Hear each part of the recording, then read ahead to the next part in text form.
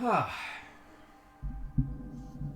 always try to get a good stretch in before I get started because even sitting in a comfortable chair, well, if you forget to move over the course of 3 hours, you might not feel it if you're 20-something, but when you start to get to be 30-something, I think I remember somebody telling me that once they got to 32, their back just hurt every day in varying degrees. It's not that my back hurts every day. It's that if I sit the wrong way, my back will hurt every day. So you got to stretch that bad boy out and make sure you're not just letting it sit there and fester. Nothing wrong with Fester. He's my favorite Addams Family character. Actually, that's not even true. Probably Thing is my favorite Addams Family character, but now we're reaching way, way back. That's like, God, when was the last Addams Family thing out? I want to say like 90s or something, because like it's... I watched the cartoon when I was a kid.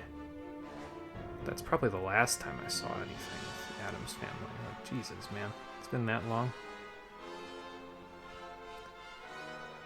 Anyway, all that out of the way, here we are again. What a strange preamble. But we will, I'll wait another minute and then we'll get started. It's 7:04. We hit it at 7 on the dot to start with, so that's fine.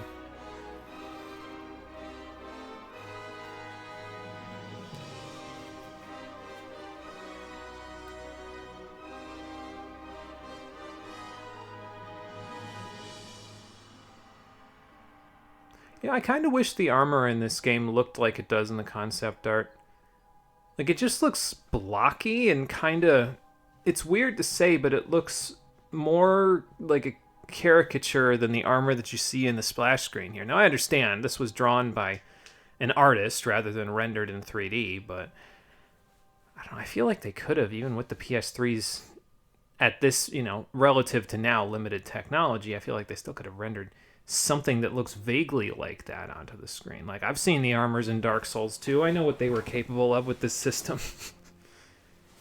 But then again, Dark Souls 2 was PC originally, and the PS3 version was a port, so, I guess it depends on how much graininess they had to accept from the rest of the graphics in order to attain that level of quality. And that level of quality on armor, well, the rest of the game would probably have to be pretty minimalist. Like, I've seen some beautiful-ass PS3 games, but oftentimes it's at the expense of certain other aspects of the game. Like, the game looks incredibly beautiful, but it's also more minimalist in terms of its details. So, I guess it just depends. Alright, here goes something.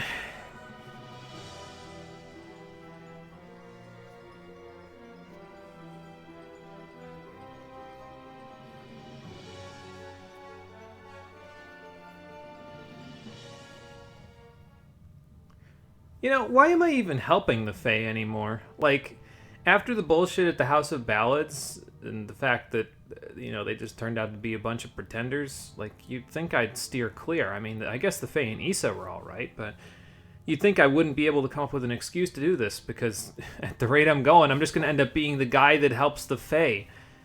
And to be fair, considering the fact that I helped, the Fae in Final Fantasy XIV, because I can never escape from that game, no matter how hard I try.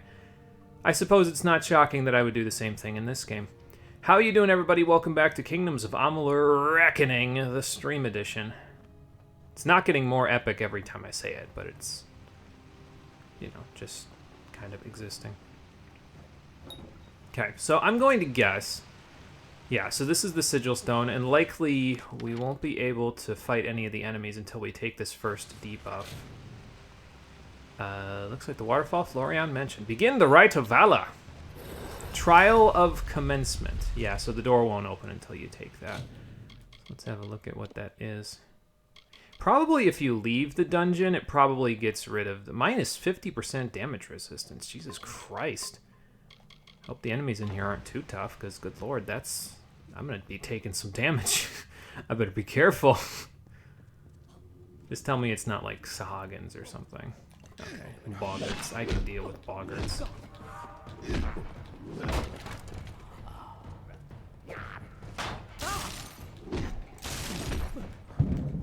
Here, have a present. Wow, he dodged the present expertly. His friend hit it instead. Yeah, I mean, I guess even with minus 50% damage resistance, boggarts aren't really very difficult, are they? To be fair, like, that damage will be healed off very shortly. Now, you gotta remember, we don't have Dispelling anymore, so if we see any Dispel chests, unless it's, like, easy or something, I'm probably not going to do anything with it. So. Alright, I don't know how large this place is. That's the next one there. That's the next... Right, so maybe we kill all the enemies first before we get too many debuffs here, because if I got minus 50% damage resistance from the first one, I can't imagine what the second and third are going to look like. Now, for frost traps, you can actually put down multiple frost traps in the same spot, and you can stack up to 4 of them on the screen at once. So, like, if you have... if you want to, you can literally just, and I might be able to do this with a slower enemy, you can literally just put 4 frost traps, one right on top of the other, and they'll just be in the same spots. Then they'll just all explode at once when one gets tripped. And it will deal basically 4 times the damage that you would do with the single frost trap, which is pretty impressive, honestly. It's not too bad. Okay, so probably this is one of the other sigils right here. Excuse me if I had to guess. Scholar's Hammer. Plus 30 mana. Yeah, sorry, hammer time's just a little bit better. So, yeah, this is the other sigil. But this one, it doesn't look like it's active yet. Probably the boss is this way or something like that. Let me see what they've got in there. Narca Zealots. Have we seen them yet? I don't think we've seen the Narca Zealots. They're basically just the Summer Fae. It's just, like, if you had fought any of the Fae at the House of Ballads because you decided to be evil and roll with the witch... that's what they'd be. So.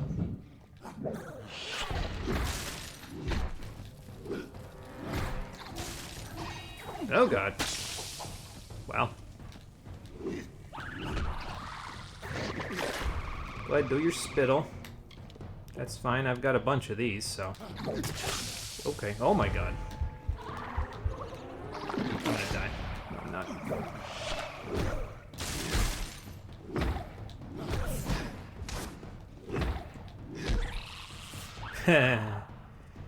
That's a close one, though, I'll tell you. These 2 Leonashes got the closest that any enemy has been so far. Shielded shoes. Sorcery stuff, okay, fair enough. Oh, actually, yeah, that reminds me. So we don't actually have to go back to Issa if we need to sell anything, because the people that I did the training with, the mercantile training last time, they actually, one of them is a vendor, so we can actually just buy and sell stuff with them if we go over there. So I'll demonstrate that probably once we're done with these quests, because then I'll have a little bit more items in my item limit worth using. Also got to be a little careful, because you never know when there will be a trap around the corner or something. But yeah, watch. So 1, 2... Can't even tell. 3. 1, 2, 3. Okay. I may have lunged too slowly, or from too far away.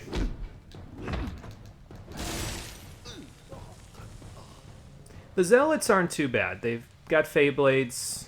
I guess they're kind of similar to, like, bandits, Red Legion bandits that you fought previously. I think if I remember right, the Warlocks give pretty good experience, though. But the Warlocks, there's not really anything too difficult about them. They're kind of very similar to, like, any other Fey mage that you've fought up to this point in the game. So I would say, yeah, there's not really too much to worry about there. I mean, I guess we'll see, obviously, because... Okay, so we still can't get into there. Pestilent Brownies. Interesting. So this way is locked this way. It's also locked on the left path there. Maybe it's not locked if I go this way. I mean, I guess I could just check this and see if this is actually locked or if I'm just bullshitting. No, it's not locked. I'm just bullshitting. Okay, fair enough. Alright, you come here.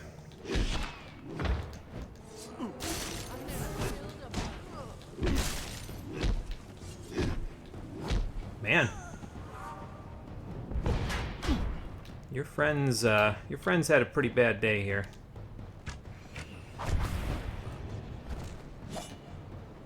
No, you come back here.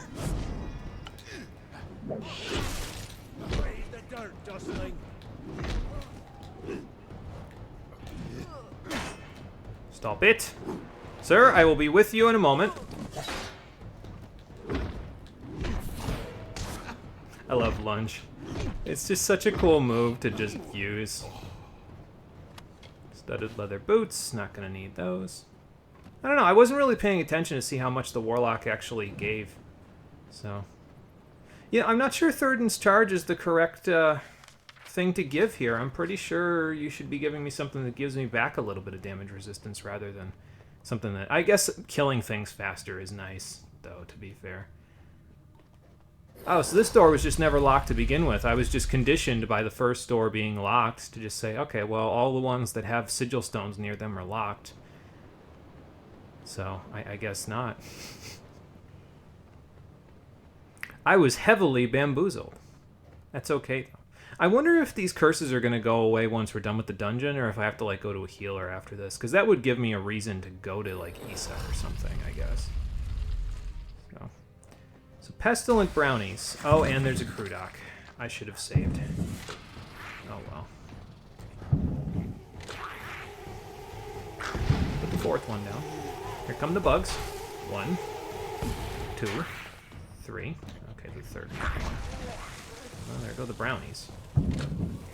The Crudock, honestly, it's not bad until you get a little closer, and then he starts to get a little more of a pain in the ass, because, obviously, at that point, he's, you know, spitting bugs and spitting everything else at you. I'm going to use a mana potion. Why not? Oh, here he comes. Ooh, lordy! Oh, God. I was going to say, I think I might be dead. I'm not dead yet. I can't believe I can't block that. I can't believe it's not butter. If I just stand close to him, the bugs probably won't. Never mind, they will hit me because they come around. Well, there's your first death. What's my last save, anyway? Is that way back at the beginning of the cavern? Because probably the autosave happened before then, right? I mean, if it is back at the beginning of the cavern, I guess we'll just do the whole thing again, but... A Crudock is mean, though. Oh, it is all the way... No, there's no way. I had to have had an autosave. No, really, it didn't autosave the whole cave. Wow. That sucks. But a Crudock is mean to do right at the end there. Like, it doesn't matter, because in order to even get into this cave, I have to take the damage resistance debuff. So... Alright, but I'll keep that in mind for next time, basically, is to save outside of that room, so that way I don't end up with a problem. No, I said... Those random crits are pretty nice, though, I'll tell you.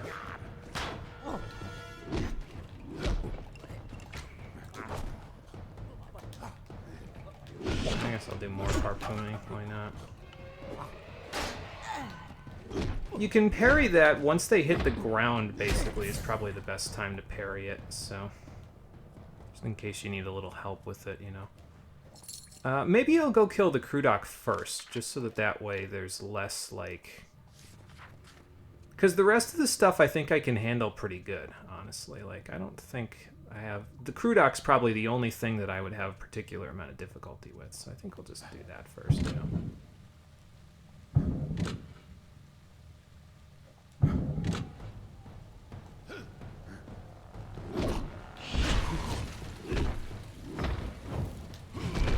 Oh, I shouldn't have committed. Eh, it's okay.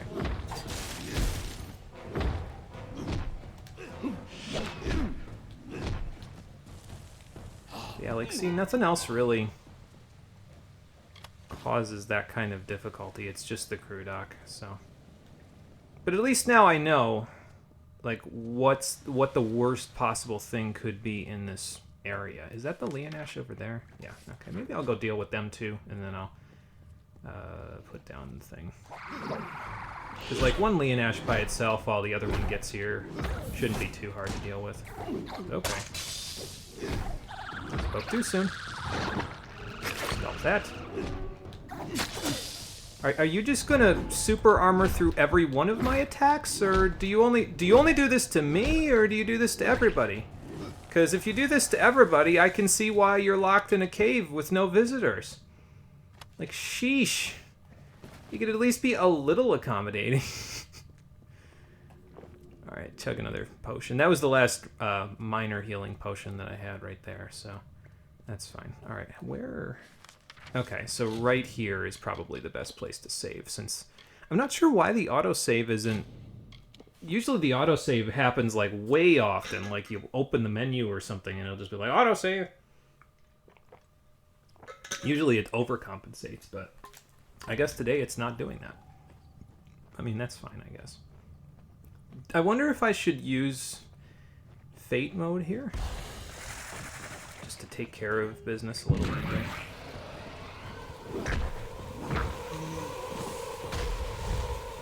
I was going to say, let's see if we can get him to fall on the trap, but I get the feeling it's not going to be him on the trap. Yeah, it's going to be one of these brownies. Alright, well, we got rid of you, at least. Alright, we definitely do one of these. I'm just going to block this real quick. Oh, okay, I guess it doesn't... That's fine. Okay, well...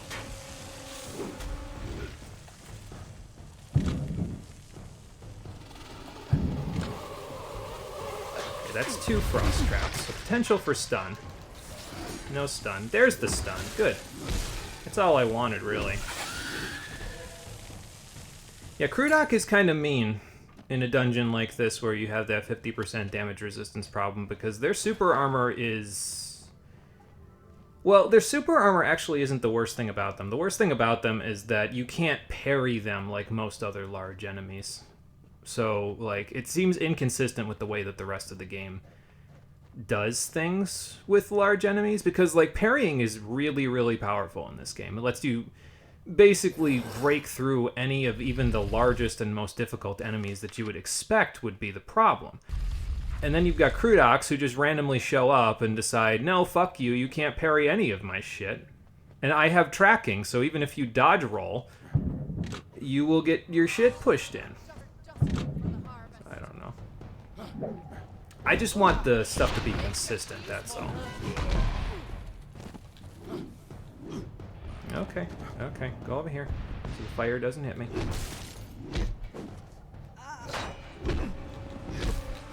You know, while you're having a hard time hitting me, I'm just going to take care of your zealot okay, zealot friends. Nope. By the way, if they teleport away from you, you can interrupt... Oh, okay, I guess you can't. Never mind. I was going to say, you can interrupt anything that they're doing by shooting an arrow at them. But I guess I was wrong. Oh well. Still wasn't punished for it, to be fair. But maybe it's a charged arrow. Maybe that's what it is. Maybe that's why I almost just ate shit again. Because you have to actually charge the arrow in order for it to interrupt them. I mean, I guess that would make sense, right? Like, if you could just interrupt everything they do by just pew, that would be kind of problematic for game balancing reasons. I mean, the game's already pretty heavily unbalanced in your favor, to be fair, but, you know. Alright, so the other sigil stone's over here. There's another chest right here. There's one more group of enemies, right? Yeah, over there. And then we'll go from there, I guess. Well, the Scholar's Hammer's still here. It's just the other stuff that re-rolled. Cool. Probably all the chest stuff gets rolled in as soon as you, like, open the dungeon up.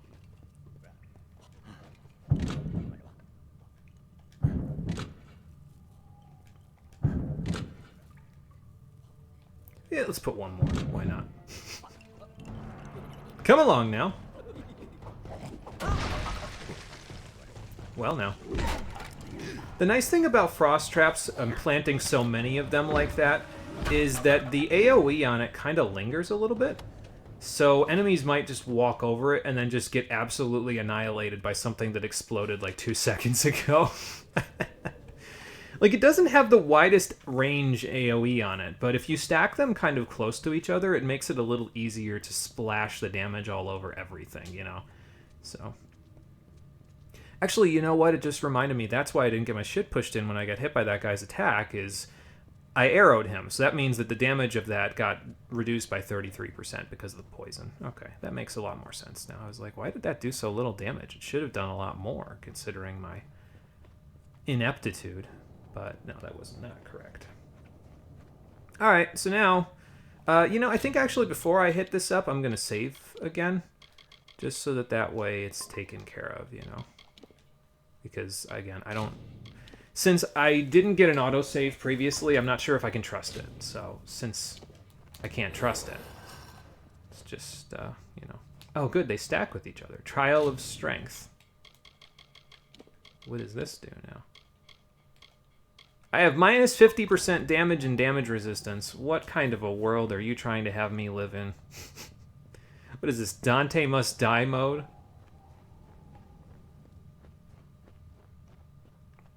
Well, the last one's probably over where where I saw it before, so. And then we will figure out where this thresh is. Probably in this room, if I had to guess, because this room is large enough to be an arena for a thresh, so.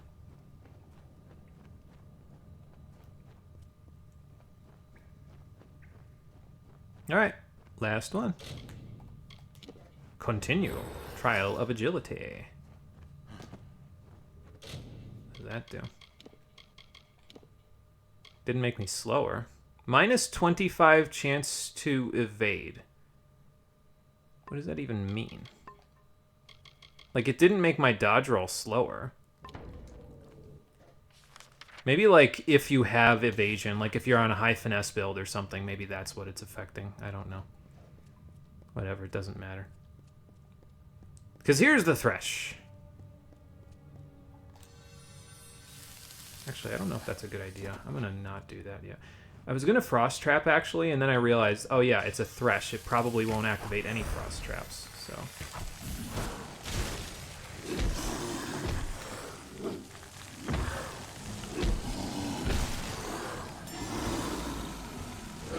Well, that was disappointing. You were supposed to be the big bad in here. Ooh, Azurite Cuirass. Nice. Well, it's better than what I've got. Let's equip it. Fine Azurite Hammer. I can't believe the fine... Well, actually, no, that's correct, because the fine Azurite Hammer, your equipment that you make is the equivalent of fine when you blacksmith it, so... I was going to say, I can't believe it's worse than the one I've got, but I did put 31 piercing damage on my own Azurite Hammer, so that's probably why it's worse. All right, we can add that to junk. We don't need that. Improved Magnifying Shaft. More chance to crit or more piercing damage? Ooh, that's a tough choice. I'm going to have to figure that one out. Here's the Cora Petal we needed, though. Cool. And it looks like all of the trial stuff disappeared, so that's good. I don't have to go to a healer after this. Fun. All right, then. Well, we're looking a little... like... But at the rate we're going, if we keep getting all this Azurite stuff, we'll eventually look like Nightmare from Soul Calibur 2. And that's a cool look to have, so... We'll just wait until we pick it all up. And probably by the time we pick it all up, we'll be getting Sylvanite weapons, and I'll have to take the gem out of this one. That's okay. First Sylvanite hammer I get, you better believe that I'm going to be taking it back to... whatchamacallit, back to the blacksmith to try to make the... make a Sylvanite version of this hammer. Sylvanite, I don't think I mentioned that previously, but Sylvanite is the second strongest tier of weapon. The only thing better than that is, well, Prismeer, and we'll get to Prismeer way later. You might be wondering, isn't Prismeer the stuff that the Maid of Windermere was getting possessed by? Yes. No, I will not elaborate at this point. Another new soul in Ulcerant. Tell me, are you here for the rite of Matharu as well? His voice is clear to those who truly wish to believe. I mean, I'll pray to Matharu's shrine, but I was kind of actually hoping you'd just let me shop with you and see what you have. Alright, so we can get rid of the junk. So let's get rid of the junk. Barbed daggers. 5% chance to crit. Don't really need that on daggers, because daggers just automatically crit when you sneak attack with them, and that's mostly what they're good for, to be fair. So, Cavalier's necklace, nah. Not really.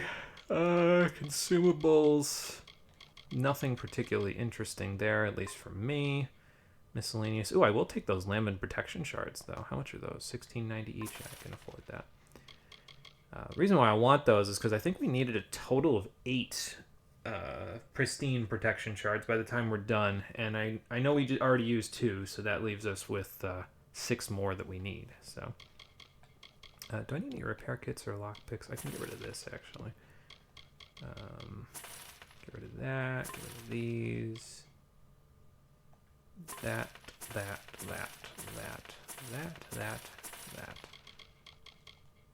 Okay, so 6 is the greater one. That's fine. Let's see. We just bought the Lambent protection ones. We've got 3 of those. So we can make 1 pristine. And this, if we use 2 of these, we make a Lambent. So 2 Lambents, that's 4, 8. So we can make 2 more pristine shards out of these. 3 from the Lambent ones I just got from her. So we need another 3 more. Okay, got it. Just trying to keep it in mind, so I have it in my head. We don't need a simple shaft either. Oh yeah, I don't need lockpicks or repair kits. We're good. Thank you. All right, back to, I think I'm just going to fast travel there. I don't feel like walking 500 feet. Yeah, I haven't met a Niskaru Blood Hunter yet, game. Met a Niskaru, but... Or maybe actually they were the Blood Hunters. I don't know. I'd have to look back on the video footage. We've only fought like 2 so far. Oh well. Anyway. The champion Engard has yet to return. Cora Petal. I can use the petal to create an elixir for the Almain. Sweet. He needs only to drink this. If it indeed frees him from the curse, he may leave. And I will finally have hope of saving Ulcerund from the Narca. Interesting. Alright, well, let's see if it works. Just feed it to him. Minister the potion to the Almain. Hopefully, it'll free him of the curse. And we can begin to heal Ulcerund of the Narca affliction. You know, after taking the Rite of Valor and debuffing yourselves to hell and back. For the champion to return. We wait still. You've returned. Will the Fae allow me to leave? They will, once you drink this potion. They'll let me go if this works. Fine. I'll drink anything at this point. I can feel the curse leaving me. You can, because it still looks like it's charming you. It's like a fever's breaking. Good. I should get back to my wife. Thank you again. Yeah, she was looking for you on the road, so it might be better to get back to her. Okay, but there goes the curse. So that's good. And we get like 1800 experience. That's bad, but... I think we'll... I actually looked this up, and it's actually a chain of 3 quests, and I think we'll just do them. Impressive. Might as well. Our success with the Almain bears great portent for Ulcerund. Will that fix your seizure that you were just having, or...? As well. I believe that you could survive a journey through the Fellfire Pit. Alright, how many debuffs am I going to get in this one? Sure, why not? We wish to repeat our success with the Almain at a much grander scale. To do this, we require the essence of another plant, this time in the Fellfire Pit. And where's Fellfire It Pit? is located at the base of the great spine of Ulcerund. The flower, the Fellfire bloom, rests there. The only plant that grows in the pit. Okay, so go grab this. Sure, why not? I'm already in for a penny, so might as well be in for a pound as well. Excellent. Then head to the Fellfire Pit, where the Guardian of the Bloom awaits. Okay, can do. Exercise caution in Ulcerund, traveler. The sands are unkind to mortals. You know, these Fae are alright. I was a little concerned walking in here that I was going to be like, I don't know about these guys, but they're pretty alright. Alright, so right in the middle, the Fellfire Pit. What was I going to say? Oh yeah, so the ultimate reward for this chain of 3 quests is actually 1 part to a unique set. of armor that you can get, and it's unique, but it's kind of weird because like you get one piece from this quest, and then you get a piece from a different chain of side quests in a different part of the world, and you repeat that 2 more times, and then you have the full set. But it all matches together. It has like the same color scheme and the same like general outfit look to it. And it's actually not too bad in terms of mage armor, but obviously we're not wearing mage armor, so like that's only slightly not really helpful for me at the moment. It might be more helpful later, but... Oh, good. Here comes some of the Narca. Hi there. Can I help you? 2 sorcerers, huh?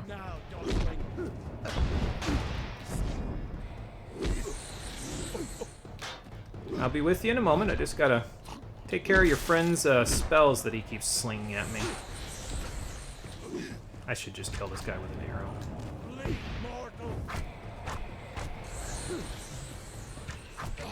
was gonna say, one of these days the arrows will get through. Oh, I'm out of arrows. Okay, I was like, why can't I shoot? I think if they're inside the barrier interrupts like arrows and any magic, if I remember correctly, so... You just gotta be mindful of that when they're inside the barrier. And then you should be fine. I was gonna say, did I pass the thing? But no, I didn't. It's just over here. I'll keep fighting stuff while we're around here. I looked it up, and basically as long as we... Oh, just a bunch of boggarts. And you know, they're kind of... Oh, okay, I was gonna say, they're kind of okay. Maybe we don't have to kill them. Here you go. But I have been bamboozled, unfortunately. The boggarts. They were too eager to try to kill me. And therefore, they were too eager to die. But, what I did basically is I took a look at the map. And if you look at the world map, there's 1 area, 2, 3, 4. Edessa, I'm counting as an area in this section of the map. So 5, because the main quest takes you there. And the last quest in this chain will be in Edessa, so it'll get you a bunch of experience there. And then 6. So if we level up once in each of these areas, that's, what, 17, 18, 19, 20, 21, 22, and we'll be entering the Plains of Arethel at level 22. So that, for me, is perfect, because, like, that's above level 21, so we don't got to worry about that. But, ooh, nice find. Lots of utility sockets as well. I like that. Armor of Ice Hindrance, that's light armor. White flake. But, yeah, so there's, like... Here's the helmet, by the way, what it looks like. So again, it's got that sort of nightmarish look to it. Yeah, so if we level up once in each area, we'll be in great shape, basically. Nope. Not planning on it anytime soon, so you're going to have to do something about it if you want me to. Where are you shooting? Where are you trying to swing that thing? Like, just swing at the goddamn guy that's right here. Like, he's right there. Don't swing in a circle. Swing at the guy that's right there. I understand it's a gigantic hammer, and sometimes it's hard to swing it around, but, like, where are you going with this? Alright. Nope. You come here. Did I say you can go wherever you want? Did I say you can leave the hammer zone? You are not allowed to leave the hammer zone, not until I say so. Don't bullshit me. I already have Azurite Greaves. Okay, fair enough. Alright, so our next destination is right here at Fellfire Pit. Let's see if we can get this open first. It might go. Yeah. Okay, nice. Right away. Azurite Heal. Don't really need that. I got a whole bunch of those. I've already got the Greaves in there. Yeah, there's the Fellfire Pit. Let me just grab this, and then we'll go in. And by doing this quest chain, we'll give ourselves a decent lead as well. Ooh, nice. Cloudy Protection Shard. And actually, that Azurite Mitt could be used to make Azurite Armor. Since that's the main thing that you need for it. I don't remember the other components you need for Azurite Gauntlets, though. I'd have to look that one up, but all we need now are the gauntlets and the chausses, so we're not too far away from having access to all of that. I'm okay with waiting, you know?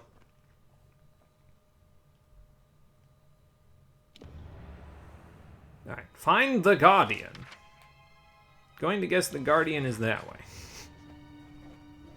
Deep down. Oh, Jesus. Got a little bit of volcanic activity going on down here. Well, that could be problematic.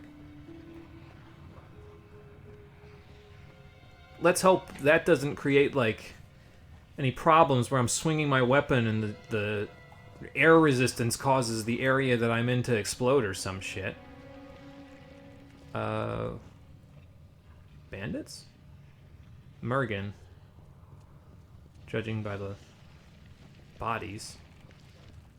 I was gonna say, what could have killed them? It definitely wasn't these sprites, let me tell you what. Oh, good, a sprite with super armor. My one weakness. Where did it go? Ah, there he is. Well, he didn't have super armor that time, so...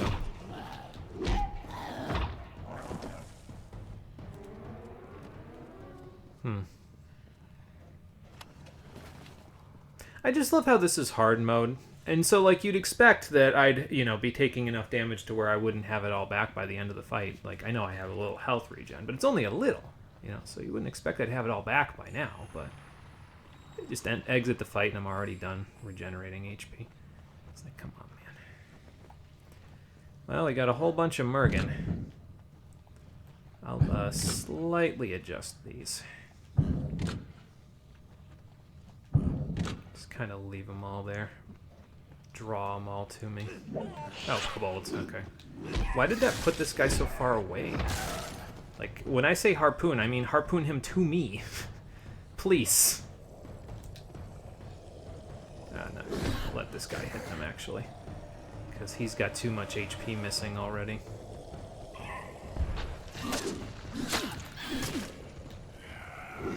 Look how they walked around all of them. Nice super armor, jackass. I mean, I guess if it's the only way they can actually, you know, stand a chance, they should have something, but I'd rather they not waste my time, honestly. Go on. You know you wanna. He wasn't stunned, he just fell over. That's fine. Wait, no. Go. Azurite Chakrams, crude Azurite Chakrams. Alright then, well. Not really my cuppa, but there you go. If you place more frost traps, by the way, like if you already have some on the map and then you place another one, it'll just... greater health regen potion, nice. It'll just get rid of the old ones, basically. So, like, if you place more than 4... Nope, that's not it. Excuse me, it's over here. There we are. Boots of Ice Hindrance, Minor Blacksmith's Craft. Yeah, that might come in handy, I guess. An Azurite Guard for a shield. So that's also nice to have. Because my shield is... Oh, it's the House of Ballad shield, okay. So I guess that's pretty good. It's probably not as good as, like, a fine Azurite shield, but... Oh, well.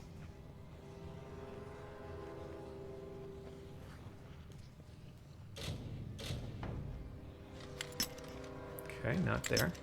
Or there. Definitely over here. So maybe here? Or am I too far? No, that's right. Okay. Cool. And more junk. It's junk that will pad my pockets, but still more junk. So. Alright, so I don't think that I've gotten an autosave since getting in here. So because of that, I think I might... Ooh, Death's Touch. That's nice. I think that's just extra crit chance, though, if I remember right. Let's take a look. I'm not going to slot greater health regen potions just yet, because I have no guarantee that we'll be getting a bunch of those. And they're a lot more expensive than the minor ones, so... Like, the minor ones at this point are like 160 gold. The major ones are like 1,600 gold, so... Although I think they're pretty good by comparison to the minor ones. I think the effect is pretty powerful. It doesn't say how much it is here, but I want to say it's like at least double what the minor ones are, so... I'm actually going to put that away. I don't need that. Okay, but let's save here, so that way we've got the slot. I guess I don't need to be too worried, because it's not like we still have those debuffs that we had in the other cave, but, you know, can't be too careful, I guess. Alright, who's this guardian? Something's snarling at me. What the fuck is that? What is that thing? It's a Niskaru Tyrant. Come on, big guy. Over here. Ow.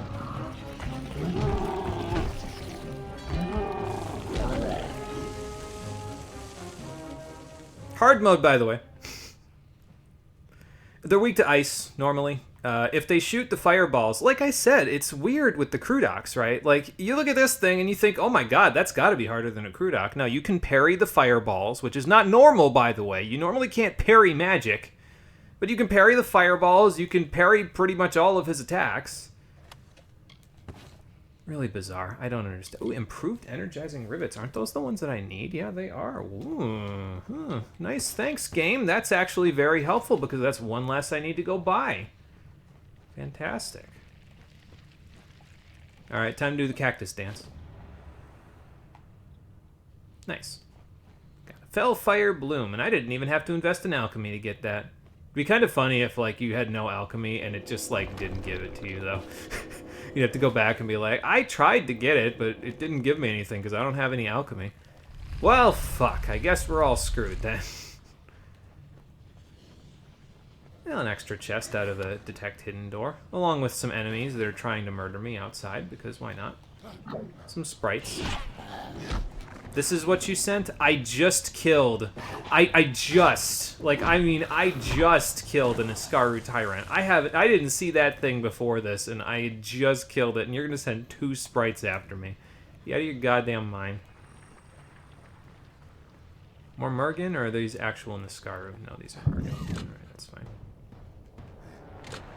Have a couple of traps, friends. Go on. I know you want to.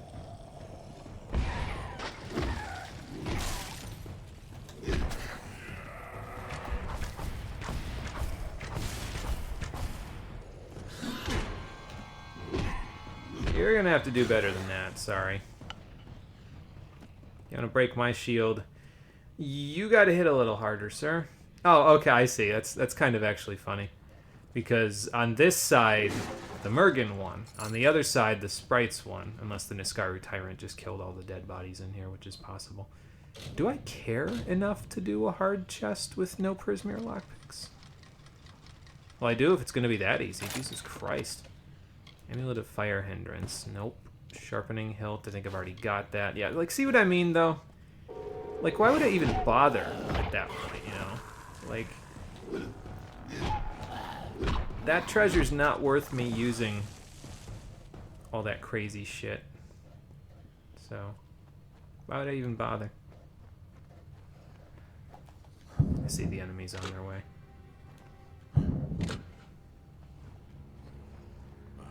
Put 1 in between. Put 2 in between.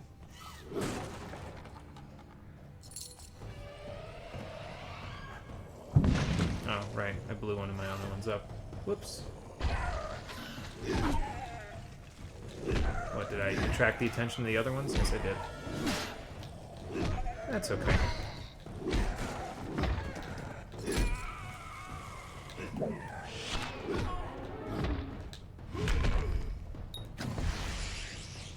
You know, I really should, like, finish the combo when it's the last enemy that I'm fighting. Like, thinking about it, it seems silly for me not to, right?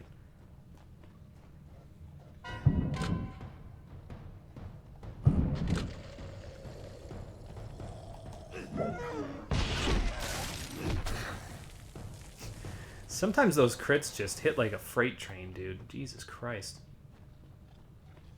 Oh, I'm gonna break this too, actually.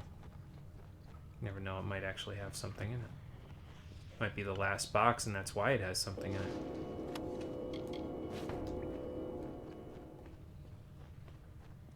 I thought that the Fellfire Bloom was the only plant that could grow in this area. There's quite a few plants in here. It's a little weird. Ah, Azurite Gauntlets. And look at all those utility sockets. Love to see it. Now I don't even have to craft it to get all the sockets in there. I can't even imagine how much health regen I could have if I actually bothered with using all these utility sockets. Let's level up while we're thinking about it, shall we? Did I get in here anything new and interesting? No, not really. In here we got the Fellfire Bloom. We still have a Prismeer Whistle for whatever reason, but okay, that's fine. Alright, level 17. What do we got? 17. Detect Hidden 7. So now we can see traps again. Good. But you got to remember, now that we're not doing Universalist build, now that we're not doing Might Finesse Sorcery, we can't get that +1 bonus. We can't rely on that anymore. So since we can't, I got to actually level it all the way to where I want it. So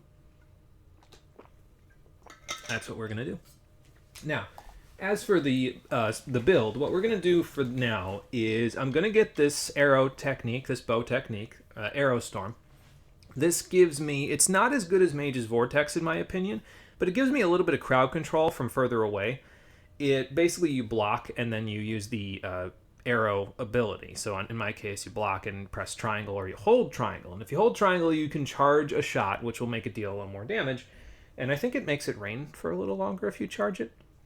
I don't remember, but what this gives me is it gives me like a crowd control ability, but on top of having a crowd control ability, it also lets me bleed and poison enemies in an area, which will make it a lot easier, to fight them. So I'm just going to 1, 2, 3 that all the way up. So it only has 3 levels on it, and you get a 40% damage boost at level 3 with it. But now that we're done with that, I have to start considering getting all of the points that I need in order to wear the might armor that I need at the end game. And in order to do that, we're going to need to spend the next 5 levels leveling up abilities in might, because we're going to need to get to 40 might in order to wear Prismeer armor at the end of the game. So we'll spend the next 5 levels leveling might, and then after that we'll go back to finesse, and we'll probably just keep leveling finesse for the rest of the game, honestly. Like, maybe eventually we'll get the build is leveled up in my notes to level 31, so we might eventually get all the way up to Scattershot, which lets us basically fire Shadow Flare on steroids out of our bow. But we'll talk about that when we get that far. And in the meantime, we're going to work on the next 5 levels on might, so... But we'll get Arrow Storm while we're thinking about it, and we'll keep Avenger. I don't know why moves lights up every time you do this level thing, but whatever. It's fine. Either way, that takes care of that, so that's 2 out of 3. We got 1 more quest left to go after this, and then we'll be good to go. We can head out of Alcerund, and we can move on. We'll just go to the Hololands after this. I do want to go to Manatir today, because Manatir is the location of another shop that I need to go visit, but we'll get there by the end of the day today. Hell, we might get to Edessa by the end of the day today, depending on how quickly we're moving. I don't think there's very many quests in the other areas that I'm willing to go and do, honestly. But I guess we'll see. We'll see what level I end up being, you know. Oh, he didn't have the little effect. Oh, there's a storm champion here somewhere. Oh, there you are. Alright then.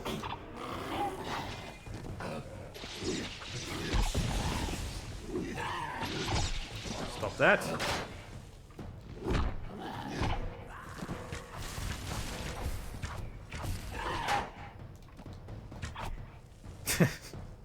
I was like, no, I've kind of shot you with enough arrows. Let's just keep doing that. Why not? I invested in the arrows anyway. I might as well use them, right? Oh, there's a dispel chest over there. I wonder if it's an easy one. Nope. Not interested.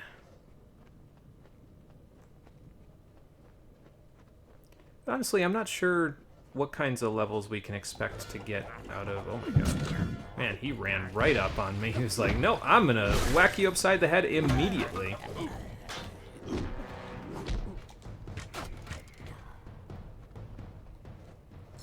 Yeah, I don't really know, like, if I can expect a ton of experience from all the enemies in the other areas that we're going to be going to, but, I don't know. I feel like, really, as long as we get to level 21, I'm kind of okay with whatever we end up with, you know? So... I guess we'll know better in the HoloLands, because probably just doing the quest in the HoloLands will be basically a guaranteed level up, so... Greetings again, mortal. Hello. Excellent. You have my thanks, child. Now we can use the power of the Fellfire Bloom to begin the removal of this curse from our lands. Good. We will, however, require your services once more to accomplish this. Of course you will. Lead us again. Sure, why not? Seek an audience with the keepers of the crossing, and then administer the sample of Felfire Bloom to the heart of this land. And that will... You will free this entire region from the Narca affliction. Okay, fair enough. Do you know how that works, The or... restorative properties of the Felfire Bloom will remove the Narca's affliction from the font of the crossing. So probably that font is what's necessary for them to get all their magic, right? The summer fae who live here are tied to the land, and the land in turn is tied to the crossing. Yeah, there you go. So that's the gist. Why the keepers, well, obviously, if they keep the crossing, that means they keep it from being harmed, so that's why we're doing it. I'll do it. Very well. Defeat Pura, and she will give you the Amulet of the Sun. Take the amulet to the keepers at Kerelatha, and they will allow you to pass. Okay. Bottom of Kerelatha, you'll find the font of the crossing. Place the sample of Felfire Bloom atop it. So... Pura, Karalatha, and then the font. Go to the Crown of the Sun, where Pura trains replacement keepers, and challenge her to battle. Only if you defeat her will she grant you the Amulet of the Sun, which you will require to enter the crossing. Alright, fair enough. Delve into the depths of Kerelatha and find the crossing.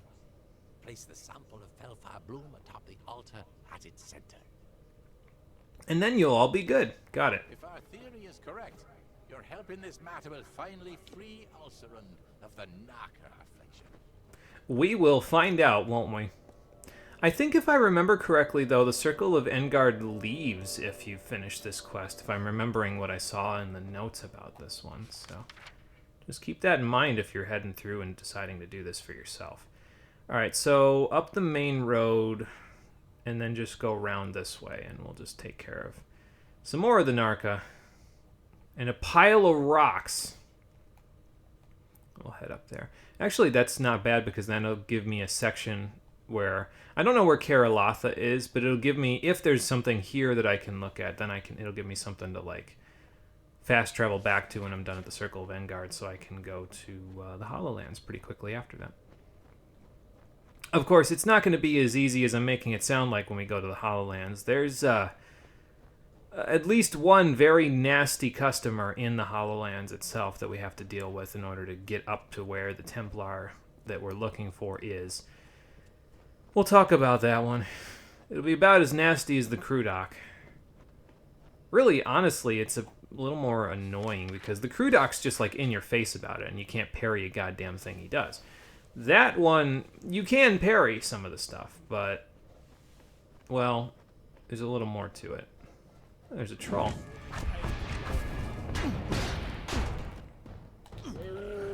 Oh, thank you for coming up so close. Oh, as I say, that troll has, oh, I'm getting my shit pushed in. Be with you in a moment. Oh, I see why, because there is a warlock and a troll.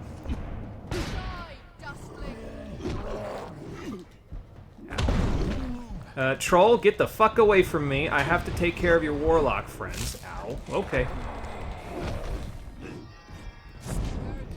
You know, I'm getting kind of sick of you guys. Where are you pointing the hammer? Point it at the direction that I just fucking told you to point. Are you kidding me right now? Stop aiming at the troll. Oh my god. Aim at the guy that has 1 health left, for fuck's sake.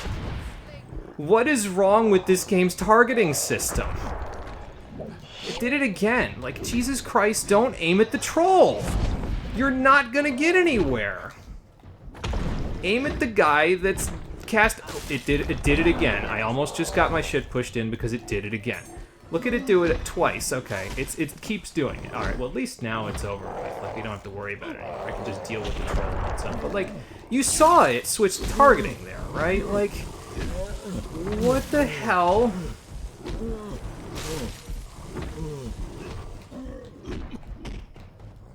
Alright, anyway. Can I get this in before he bitch slaps me? Yes, I can. That was kind of bad because, you know, the slow probably messed me up there, actually. Well, that was just about the most annoying thing ever for no reason. Alright, anyway. Now that that shit show is over with, let's continue, shall we? What the hell is over here? More warlocks? I should just look at what my map says about them. No, boggarts. I don't know if I care. Let the boggarts just be boggarts, you know? Yeah, like, I'm pointing this control stick, right? Like, I'm not pointing the control stick towards the troll. I'm pointing the control stick towards the enemy I want you to hit, and you're auto-targeting to something in a completely different area. Like, this is why action RPGs need a lock-on function, by the way. Otherwise, you just end up with this shit.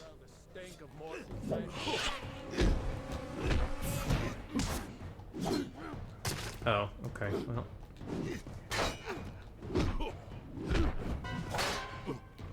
Nope. Okay, I guess that's fine.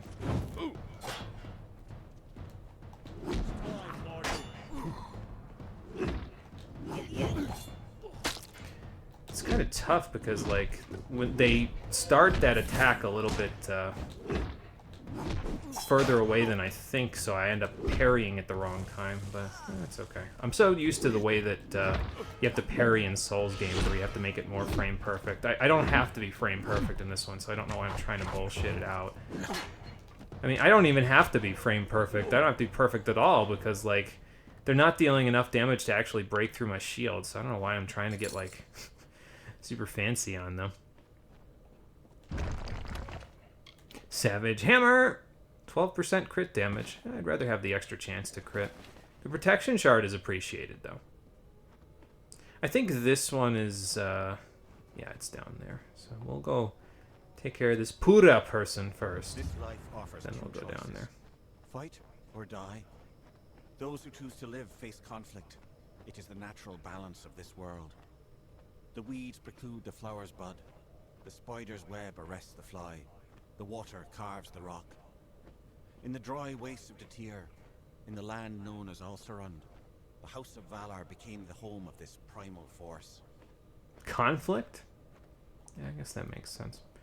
I don't think the House of Valor is available, though, in the base game. I'm pretty sure it's paid DLC, so don't think we'll be covering that one. I would be interested in covering it, because it's probably where some of the more difficult fights in the game are, but, well, without paying for it, I don't think we have any choice.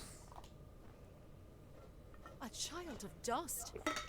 What brings you to the crown of the sun? The desert is unkind to mortals. Actually, I'm trying to cure the Narca affliction, so I need to invoke the Keeper's Right. Florian and the Circle sent you to access the crossing? Yes. It is highly unusual for a mortal to invoke a Fey right, but your aura is most unlike a mortal's. Very well. Prepare yourself. I am prepared. Oh, okay. Just instantly attack. That's fine. How many sprites are you gonna have here, Huda? Alright, well. We can handle this, I think. Alright, who wants some? Never mind. You do. You will. Whether you want some or not is not up for debate anymore. Oh, I thought I heard one of her spells. There it is. Okay. Is she gonna summon more sprites, like, unlimited until I kill her? Or... I mean, I can do that. I guess. You know, I'm just gonna Reckoning mode this. Why am I bullshitting around with anything other than this? Like, it doesn't make any sense. Oh, there go her sprites. Okay. Well done. You are a skilled combatant. It's no wonder you've earned the respect of Florian and his circle. The amulet of the sun. I'm just is sitting here yours, glowing and with it your right white to hot defend the light. crossing. I suppose fate mode on her wouldn't really make much sense now, would it? Because she kind of needs to be here in order to invoke the right if this ever happens again. So, like, yeah. Well, that was a little bit of a waste, but it happens. You know, no big deal. This is a very easy one. The lock is like 6 miles long. Like, the hard mode lock was way shorter than this one. I don't know if you've noticed that, but the length of the locks seems to be based on, like, what, you know, I'm going to equip that one actually because that one's got more sockets in it. The length of the lock seems to be determined by the difficulty, but in that particular case, it wasn't. That one was longer. All right, Karalatha is all the way down here. All right, fair enough. Then we will head south and build our fate meter so we can kill whatever's at the end of this. Well, actually, if it's the Keepers, they're probably just going to challenge me to a fight like, excuse me, Pura did. So since that's the case, I'll just build the fate mode up for something else, like maybe a fight in the main quest section. Or I could just build it up for sorcerers, that's fine. Nope. Like, I literally don't care what your friend is up to. I'll just block it.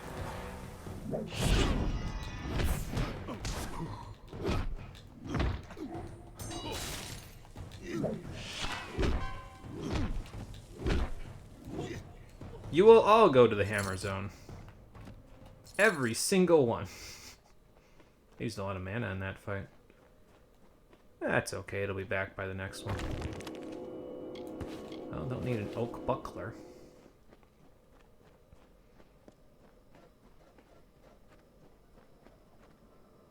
And what do we have here? Just a white flake. Fair enough. Over here. Okay. So off to Karalatha we go. And then once we are done there, I can actually, I think, see it from here. It's probably that archway there. But once we're done there, probably just go back to the Circle of Vanguard, let them know of our successes, and then... No, that's not it. I'm going to see what that is, though, because it's a landmark-looking thing. So I'm just going to go check it out. But yeah, once we're done here, report our successes, and then we'll head to the Hollowlands, and we'll see what we're up to there. Not just a bunch of boggarts. Do I care, though?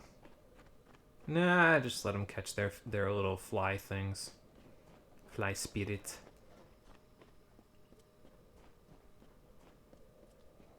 Probably behooves me, though, to go to a, whatchamacallit, at some point here. One of the merchants that has those regen potions that I need. So.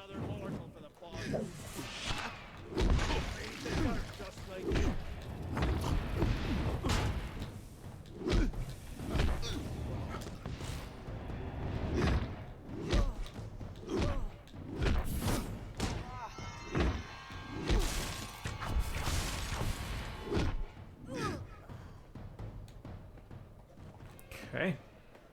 Well, that was a whole lot of nothing. Get some extra money out of him, though, so that's not terrible. Dead Apothecary. Okay. Eldrick's Staff. Although this elegant wood staff resembles a mage's staff, there is nothing in the slightest magical about it. That's probably like an item of some kind for... You know, these master damage deflections probably would have worked pretty nicely for that first quest. But I don't even want them now, honestly. Like, we don't need them for... Unless the damage deflection ends up coming back or something like that.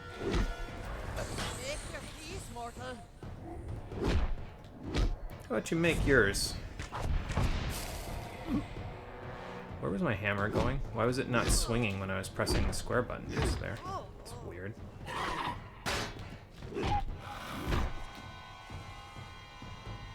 Okay, that's the Dead Apothecary. Don't need their stuff. I'll take that. Guess I'll take whatever this is too. Cool. And a very easy footlocker. Sure, why not? Nope, not over there.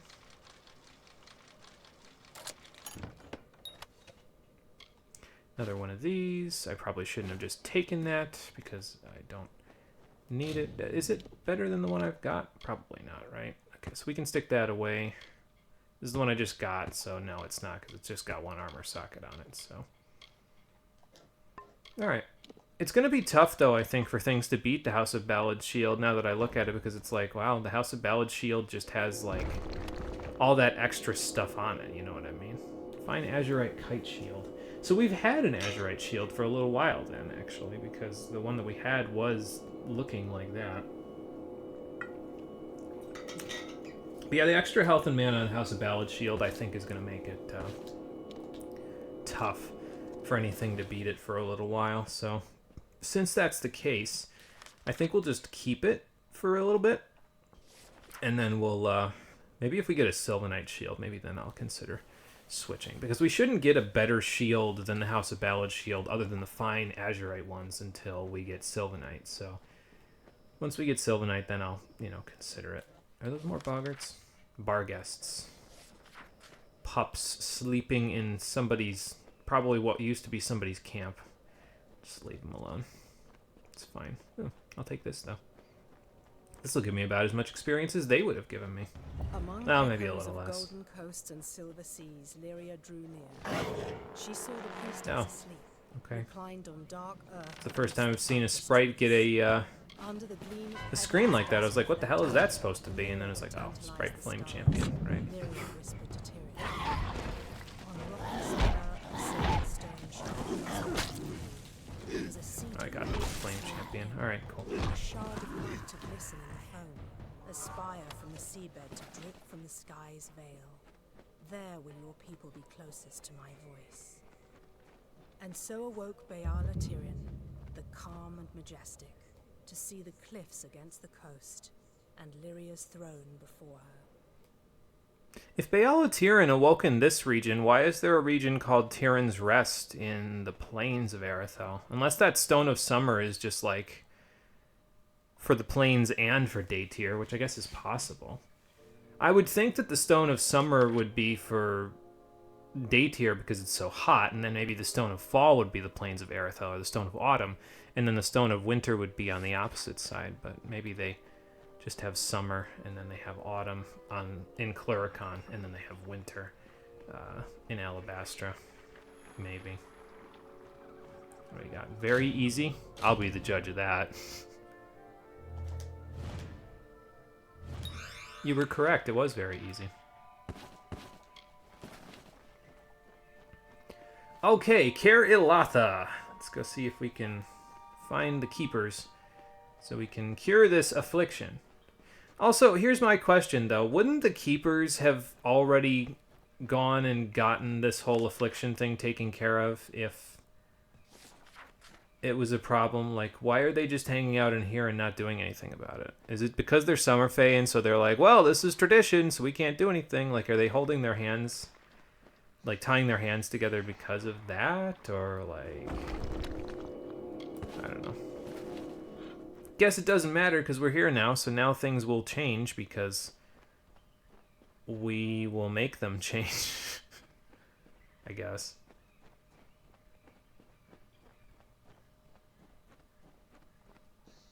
You know, after I rob them of all their valuables as well. Since they're just leaving it here for me, not locked or anything, I may as well.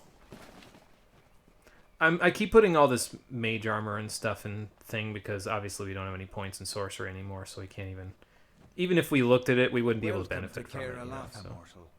We have not had visitors in a very long time. What do you seek? You guys know that there's an affliction outside that's causing some of the Summer Fae to go completely batshit insane, right? And that's why we need the crossing. To deal with the Narca curse. If Pura has given you the means to pass, then do so. Okay, fair enough. You should seek out Halcyon. He will assist you in this. Halcyon. All right, where can I find Halcyon? We keepers routinely delve into the depths of Keralatha to make minute adjustments to the crossing, ensuring its power remains under control. Find the crossing, and Halcyon will undoubtedly be nearby. All right, fair enough. Thanks. Take caution in these lands, mortal. Your kind is particularly susceptible to its dangers. And that's why I'm wearing full plate armor. Alright, so let's head off, see if we can find Halcyon in the crossing. Probably fight 60 billion things along the way. Sprites. Oh good, I can see the traps now, and that's helpful. And there's a troll in here too. Sweet. Can handle that. Nope. Stop that. No screaming. Not allowed. I don't know where you think you're going. The answer is nowhere.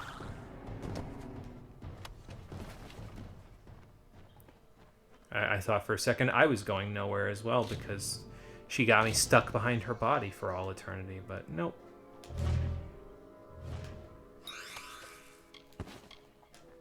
Why do I even bother looking in chests anymore? Like, genuinely, what does it get for me? Like, do I need the money? Not really. Do I need the loot? Also not really, because I know what I need to buy in order to... I mean, I guess the money is nice enough, because I don't quite have enough money to buy everything I need, so... I guess, in a way, that's my reason, is to make sure that I have enough money. Oh, Frost Champion, okay. I'll just wait for both of you.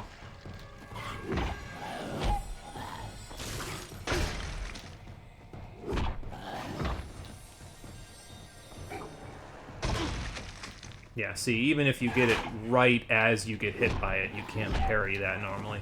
Which, again, it makes it a little weird that you can parry the Niskaru Tyrant's attacks.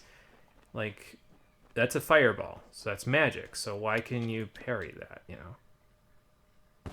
Probably I could make use of that, but, I don't want this to turn into Gothic 2, you know? Like, Gothic 2 we had an 100% crit rate, so I don't really see the need to do anything like that again. I already got bitched out for doing that in Gothic 2 anyway, so I don't really think doing it again is a good idea. Because apparently I played the game wrong when I did it that way. Even though that seemed perfectly... I mean, if they're going to let me do that, like, that's perfectly reasonable to me. Whatever. Whatever. Off we go. Well, I don't know. I was going to say, I don't know if I'm going to have a choice with this boggart. I think he's going to decide he just needs to eat me. So since they want to eat me, they can eat a frost trap instead. It's kind of got a cool effect in here, honestly. Like, the bloom in this area makes the frost, which is normally like a bluish color, turns it like a greenish hue. It's kind of interesting. I didn't know that that could be a thing. Didn't know that was how bloom worked. I don't know. I'm not, like, artistically inclined in terms of, like, all of that sort of stuff where I actually understand all of that stuff on a fundamental level. So it's probably why I don't understand that it could do that, or didn't understand that it could do that.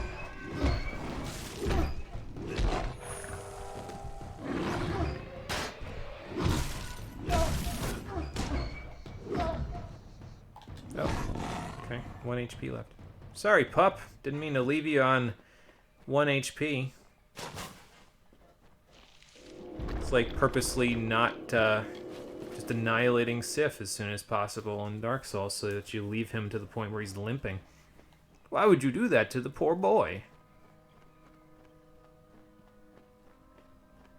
You know what would have been funny, though, is if I came in here and I didn't have Detect Hidden 7 yet, I would have, like, not known that the plant snappers were there, so they would have kept jump scaring me, basically, because I would have not looked at them at all.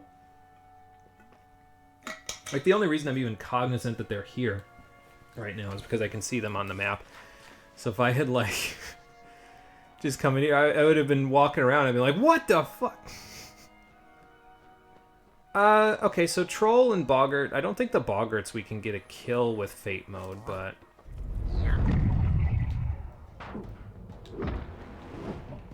Oh, okay, you can kill a Boggart with Fate mode. That's cool, I guess. Yeah, you go ahead and do that. Let me just get this going real quick so I can annihilate you before my Fate meter runs out. Alright, so minor experience booster. And then kill the troll, just like every other troll we've fought so far. Get the extra experience out of it. We'll see if this is a worthwhile use of Fate. Probably, it's a troll, so... 3,000... Yeah, 3,600 experience. That's not a bad use.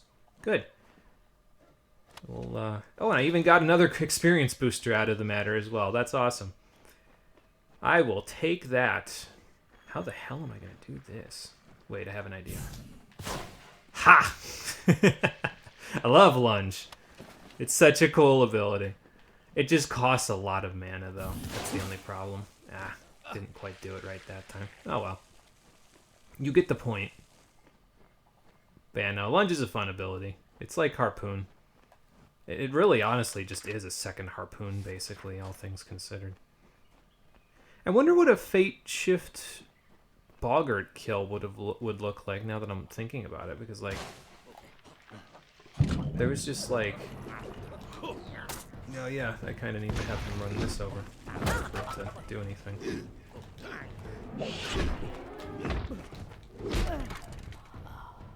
There we go.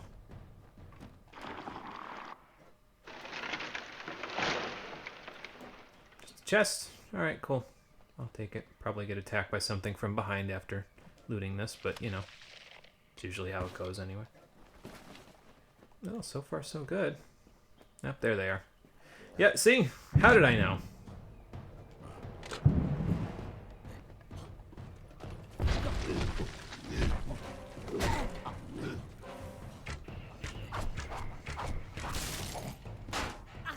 By the way, the parry timing for that is basically when you see their feet hit the ground. Just roughly when their feet hit the ground, you'll get the parry. You don't really need to worry about parrying that one because, again, even on hard mode, Boggarts have a hard time breaking through your defense on your shield as long as it's not like a talisman or something, you know. So, I wouldn't worry too much about it. They keep wanting to give me these minor damage boosts. I don't think I need them. Let's not make the game easier than it already is, you know? I guess it's nice that you're giving it to me, but... You know, in exchange for one utility socket having 8% lightning resistance, I think I'll take that, actually, because I don't know how many of those utility sockets I actually use. I know what I want to use the sockets for. It's going to be pretty much health or mana regen if I use them for anything. But, yeah, I don't think I'll use them particularly much, honestly. So, okay, the crossing's over there. There's some sprites up here. Fair enough. I guess I'll wander my way up this first, since, you know, it's the thing right in front of me. Oop. What, are you protecting this dispel chest? Because I can't really make use of it at all anyway, so... Can you guys attack me while I'm in the water or something? That'd be kind of funny, actually. I should test it for science, but let's see. Like, if I go in the water... Hey, how's it going? Now, I know you're upset, but listen, there is no need to be upset. I can't... Alright, so I did that. I did not know I was going to circle around like that stupid seal video. That was what I was just referencing, that one video. It's like a 50-second long video. And it's just, there's no need to be upset is the title. And it's just a little seal just circling exactly like I just... Okay, maybe not as janky as I just did, but almost exactly like what I just did. So that's hilarious. I love that. That is a moment I will treasure. See, and that's the problem, right? Is that, like, you get a game like this where it's just kind of, you know, like, it's just kind of boring at the end of the day. So at some point you end up having to make your own fun, basically, and that there was me making my own fun. I will take that. That is my own fun to be had. You got to make those moments sometimes. Oh, and I'd actually like to get more physical shards as well as the protection ones, because the physical ones, we also need several of. I don't think we need as many as the protection ones, but the physical ones we do need a few, so. And like I said, we should get more shards now that we have Sage Crafting up at 6. We should, I don't know if they'll be better necessarily. It says better quality shards drop, but I don't know how much I believe that, actually. The chance, the percentage of them dropping in, like, dive spots and hidden spots and that sort of stuff is probably higher now, though. Like, just any old shard dropping. But I don't know if specifically better quality ones will. It doesn't really matter, though, because as long as we have the lowest tier version, we can make the highest tier version, so I'm okay with it. So I really don't know why I keep not junking these minor health potions. Like, they're minor. They're not going to help me anymore. I barely even use any of the non-regen ones. So, like, what's the purpose here? Oh, well. And there's a minor mana one. I mean, I guess I can just take them until, you know, they stop giving me the minor ones. I don't know if they ever do that, though, to be honest. So, I mean, I'm already getting greater health regen potions, so I'd imagine at this point you'd stop giving me the minor health ones, you know. And, you know, yeah, I'll actually take plus 30 health in exchange for a utility socket as well. Because that plus 30 health will help out with, whatchamacallit, offsetting the cost of taking off the House of Ballads shield eventually. So, hard. Yeah, no thank you. Again, all we need now is the pants. The quest went from, I think originally the quest was for shoes. I think now it's the quest, I mean, I know now it's the quest for pants, but I think originally in the game we just couldn't find shoes. I want to say. Savage Longsword. 12% crit damage. I don't know, the crit damage I guess is okay, but if you want crit damage, you could just wear light armor, you know?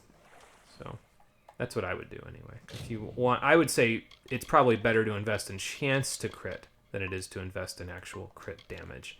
Because crit damage you can just get out of wearing certain armors, you know? So.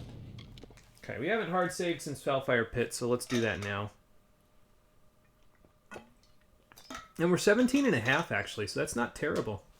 We're getting a good chunk of experience out of this quest line, which will make our job a little bit easier. So, all right, boss fight or? Feel privileged.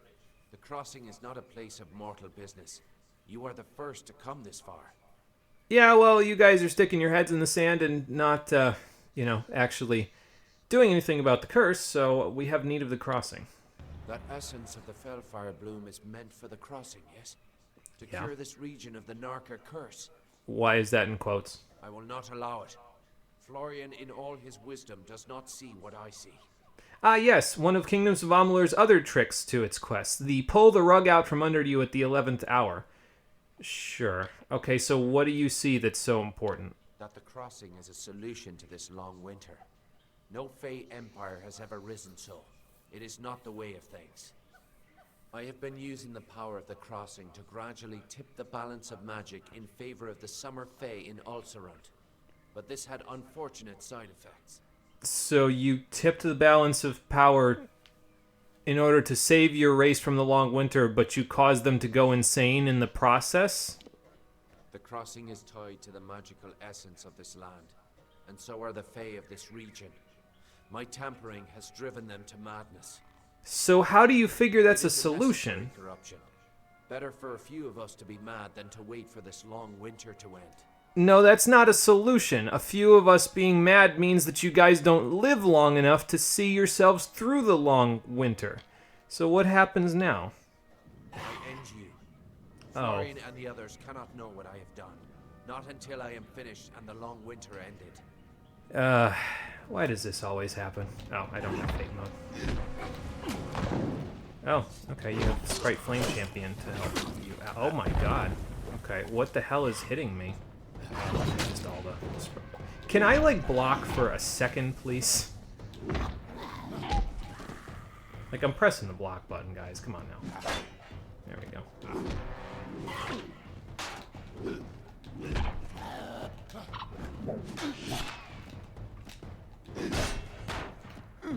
Alright, I guess that the sprite's just gonna walk away from me. That's fine.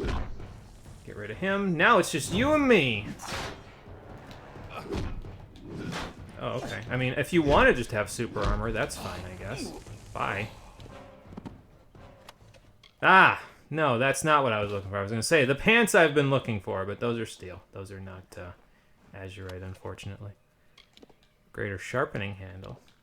It's got pretty good crit damage on it, but again, I'd rather have chance to crit than crit damage. I'd rather have a higher chance of critting than just increasing it when I do get it, you know? So. Okay, well, that was pointless. Anyway. Sample of Felfire Bloom melts into the ether as you place it on the altar before the crossing. Cool. But what will Maxon say about... What was that moving? Over there. Oh, okay. Never mind. I heard something. It sounded like it was like rocks moving or something. So. Probably, though, if I had to guess, judging by the lack of experience that... what was it? Folion? Phaleon? Halcyon, that was his name. Florian, that's the guy over at the Circle of Engerend. Do I really have to walk all my way back there? There's no, like, fast way out? Alright, sure. Off we go, I guess. Yeah, probably the Troll was the best use of the experience booster in the Fate mode, judging by the fact that Halcyon only gave me, like, 130-something experience. Like, the Troll... I think at base, the Troll would have given me, like, about 1,000. So, and then with all the boosts that we did, we ended up with, like, 3,600 because we killed some things in Fate mode, which gives you more. You have the experience booster, which gives you more. We did a Fate finisher, which gives you more. So you can stack those into the ceiling and eventually have all that, but... Yeah, so I was gonna use Fate mode on him just to kick his ass really quickly, but honestly, I think I made the correct choice with the Troll rather than with him. Makes me wish you fight more Trolls in this game, though, because honestly, Trolls are probably some of my favorite enemies to fight in this game, because fighting them and knowing their parry timings actually makes for a kind of a rhythmic fight, you know what I mean? There's some back and forth there. Oh, okay, I thought that was an enemy body that I forgot to grab something from. Yeah, it makes for a fairly rhythmic fight, and it's kind of a shame that the Trolls don't end up really... Like, you fight some, mostly near the end game. I guess maybe that's all I need to do is just wait for the end game, because that's when you... Like, once you start getting into Alabastra and stuff, like, obviously, at that point, the Tuatha are going to have, like, 6 billion Trolls for you to fight, because they're, you know, implanting them with Prismeer, as we saw with the one at Haxie Dam, so... Maybe I just need to wait till Alabastra, and then my prayers will be answered. Alcir's devotion to his king and court was more powerful than our friendship. Yeah, sorry. He would compromise his own kind to end the long winter is deeply unsettling. Perhaps in the end, he'd become Narka himself. You know, it doesn't make sense to me, though. My thanks. Please, take these. They are imbued with Fey magic, and should aid you wherever you may go. Cool, thanks. That's the Whisper Skin Sandals. Like I said, those are one of the 4 pieces of that armor set that I forget where the other quests are for it, but they're pretty good. They I'll show you the effects in a minute. So are the Narca going to be gone now, or? The crossing has changed. I can feel it. But whether it undid the damage Halcyon inflicted remains to be seen. So that's a no. Return to Florian and report what transpired. Yeah, that's probably the best I can do at this point. Take caution in these lands, mortal. Your kind is particularly susceptible to its dangers. Once again, that is why I'm in full plate armor. Put that away, put that away. Yeah, here's the Whisper Skin Sandals. So like I said, pretty good effects. They're pretty good magic effects specifically. They give you a pretty solid chunk of damage bonuses. The bleeding resistance is fine, the mana bonus is fine, the mana regen is nice. So, created for the Crossing Keepers, an ancient order of Fey journeymen that protect the secret sources of Fey magic in Amalur. And like I said, these are, there's a bunch of side quests from, I think, the Plains of Erythel, the Daytier region, and in Rathir itself that will give you the 4 pieces of this set. I don't know which quest specifically. I know one of this chains of quests is in Rathir, and then there's this one. They're not great in terms of their armor rating, but I think if you wait a while to do these quests until, like... Well, actually, I don't know if you can wait a while because you have to go through Alcerund in order to go through Daytier, so I don't know if you can max these out at all. But I think they max out at, like, 28 sorcery required or something. So, but they're pretty cool. They're decent fashion-wise. So, if you're looking for something, that's probably not a bad place to start. I don't know. I'm not a big fan of the sorcery, like the common sorcery sets, like how the Azurite is a common set for Might in this game. I just don't like the look of them, honestly. Then again, you can't really go wrong with, I think at least, you can't go wrong with one of the sets that you'll get later on in the game, because if I remember correctly, well, there's another Fey house that we'll be looking into when we get across the sea, and I think you get a sorcery-based armor set from them when you finish their quests. So that is cool. Might actually get you what you need. Greetings again, mortal. Florian? I can feel a change in the air. The taint of the Naka curse is rapidly dissipating. Shame it was caused by one of the Sealy's own. That's what I was going to say. I'll talk about it in a Circle sec. and I will take our leave. A small number of Narca will undoubtedly remain. We will reclaim our brethren and defeat what Narca are left. All right. Thanks to you, perhaps Alcerund will recover from the Narca after all. Well, I hope you guys succeed. So, good luck. Exercise caution in Alcerund, traveler. To reclaim the sands unkind to mortals. And off they go. So, I guess there goes your healer and Fate Weaver in the area. If you were planning on using them, it might be a good idea to not do this quest line. But, I mean, it got us a decent chunk of experience, so I'm kind of okay with what we got. Okay, so now, here's what I'm thinking. I think if I remember right, there's a fast travel point right around here that we can get, and I guess I could use a little stop off in Canarok to get some minor health regen potions.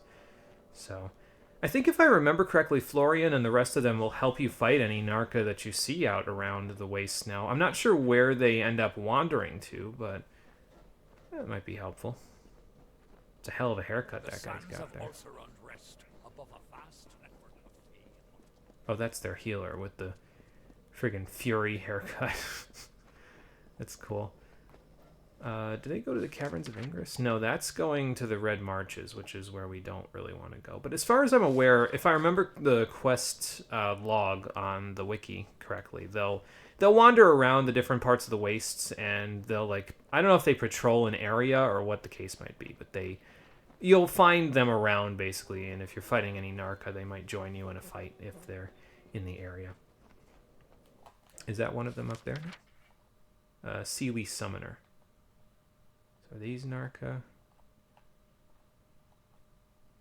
Actually, maybe that's the ones that were Narca before, but now they're not. Okay, that's interesting. I didn't know that would actually have that kind of an effect on it, to be honest. I figure what they do when they're doing that, where they're like, we can't be sure if the change was permanent, though. Usually what that means is, well, the enemies will still be around for you to fight, I guess. But maybe it did make a big change. That's cool.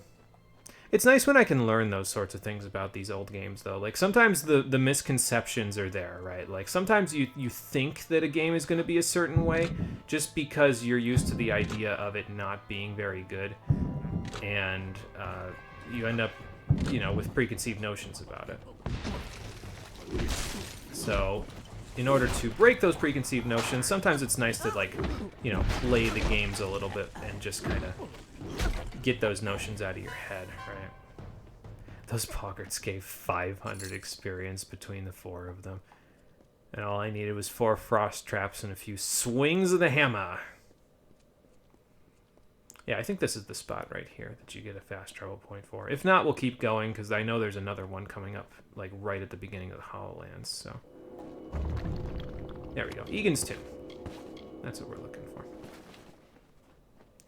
So we have the fast travel point. Let's grab these rocks, and then we'll go back to Canarok. We'll just sell some stuff to Siluretta's never-ending Silk Mitt.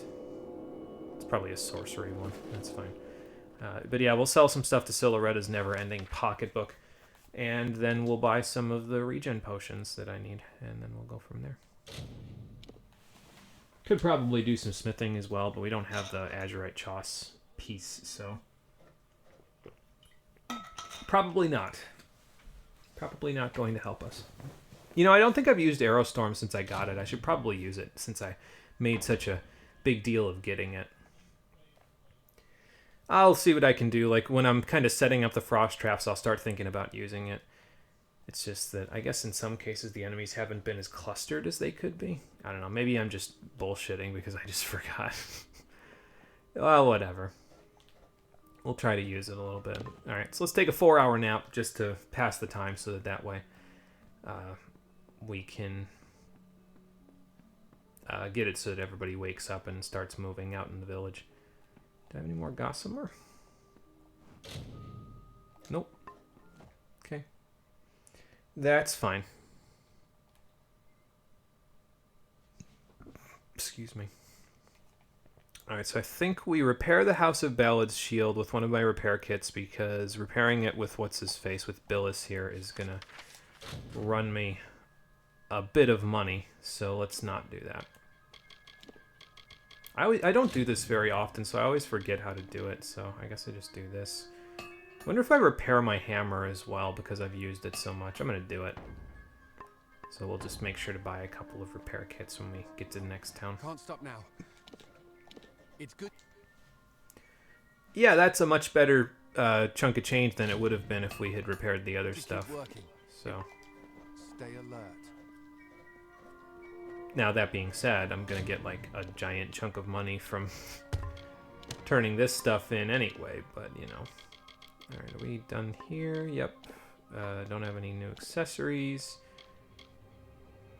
Maybe I should put these in my treasure chest. Or maybe I can just hold on to them for now, I guess. Just stick that in junk. Oh, look, we've got 11 of those. Stick those in junk as well. Alright, that's fine. And then... Nah, I'll worry about the rest of the stuff when I actually get in here. Once we're done in here, I'll just head out to, whatchamacallit, to Egan's tomb, and then we'll just keep moving. My assistant has returned. What do you need of me?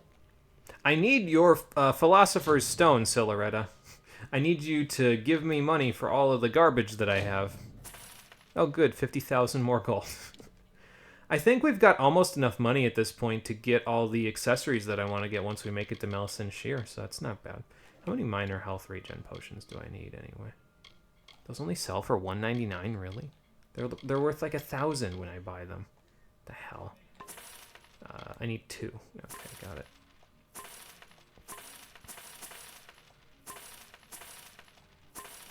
Okay, soft scrabble powder is usually the end of that. I have 42 things in here. Wow. I don't think I'm going to need Azurite heals. I've already got the equivalents there, so let's just get rid of that. We already have the equivalent of that as well, so I'll just get rid of those. The primary components that you need in order to make the stuff I don't mind selling, but usually the only other components that I want to sell before I make all my endgame armor is like the weak stuff, you know? Stuff where it's like, okay, it's like a crude handle or something like that. It's like, yeah, okay, that makes sense. That I need to sell, but like the other ones I'm kind of like iffy about selling, you know? It's like, I might need them. I'm not sure. I don't want to accidentally sell something that I need, you know? So, good day, Siloretta. Thank you for letting me use the Philosopher's Stone again for all of my garbage. It's always appreciated. Alright, so here's my thinking, right? So the repair kits that I just used, we'll buy more repair kits when we get to Edessa, because there will definitely be places in Edessa for me to buy repair kits. So we'll wait until we get there and then we'll do it.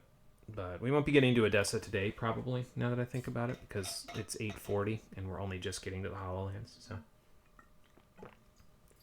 Most likely it's not going to happen today. That being said, we will probably get to Minate here at least, which will let me make the purchases that I want to make over there. We have to make multiple purchases in Minate here, but unfortunately, the shops only let us do one of those purchases at a time. So what are we supposed to do about that? Well, I will show you once we get a little further. Once we get in there, I'll give you a vague idea of what we can do. Well, the Hollowlands are now available, because it just showed up on the top right corner, so the levels here are locked now. Here's the Modus Mining Outpost. This is where the quest chain is for this area. There's multiple quests. There's one out here, and there's one over here. You do this quest, you do this quest, and then there's a third quest that shows up. And if you do those quests, I believe this house on the hill up here becomes your house. It's another player housing situation, so you can use this place as your own.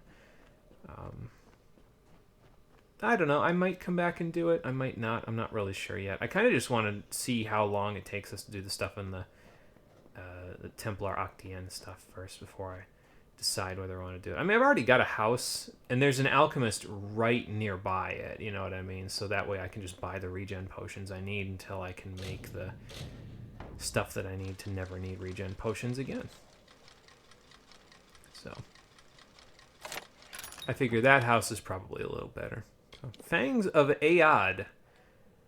Fire damage, 10% chance to steal 20 health per hit. Discovered long lost and broken and hidden deep in Aod. These daggers were reforged, restored, and enchanted, but to order by a Tuatha assassin. Interesting. Trickster's Hood, +1 to finesse abilities. That's not bad either. See what I mean, though? Like, sometimes you just get really good loot from chests that are, like, not locked. And sometimes you get really shit loot from chests that are locked, so that's why sometimes I'm like, yeah, I don't think we need to unlock these, you know? It's like, whatever. It's not necessary.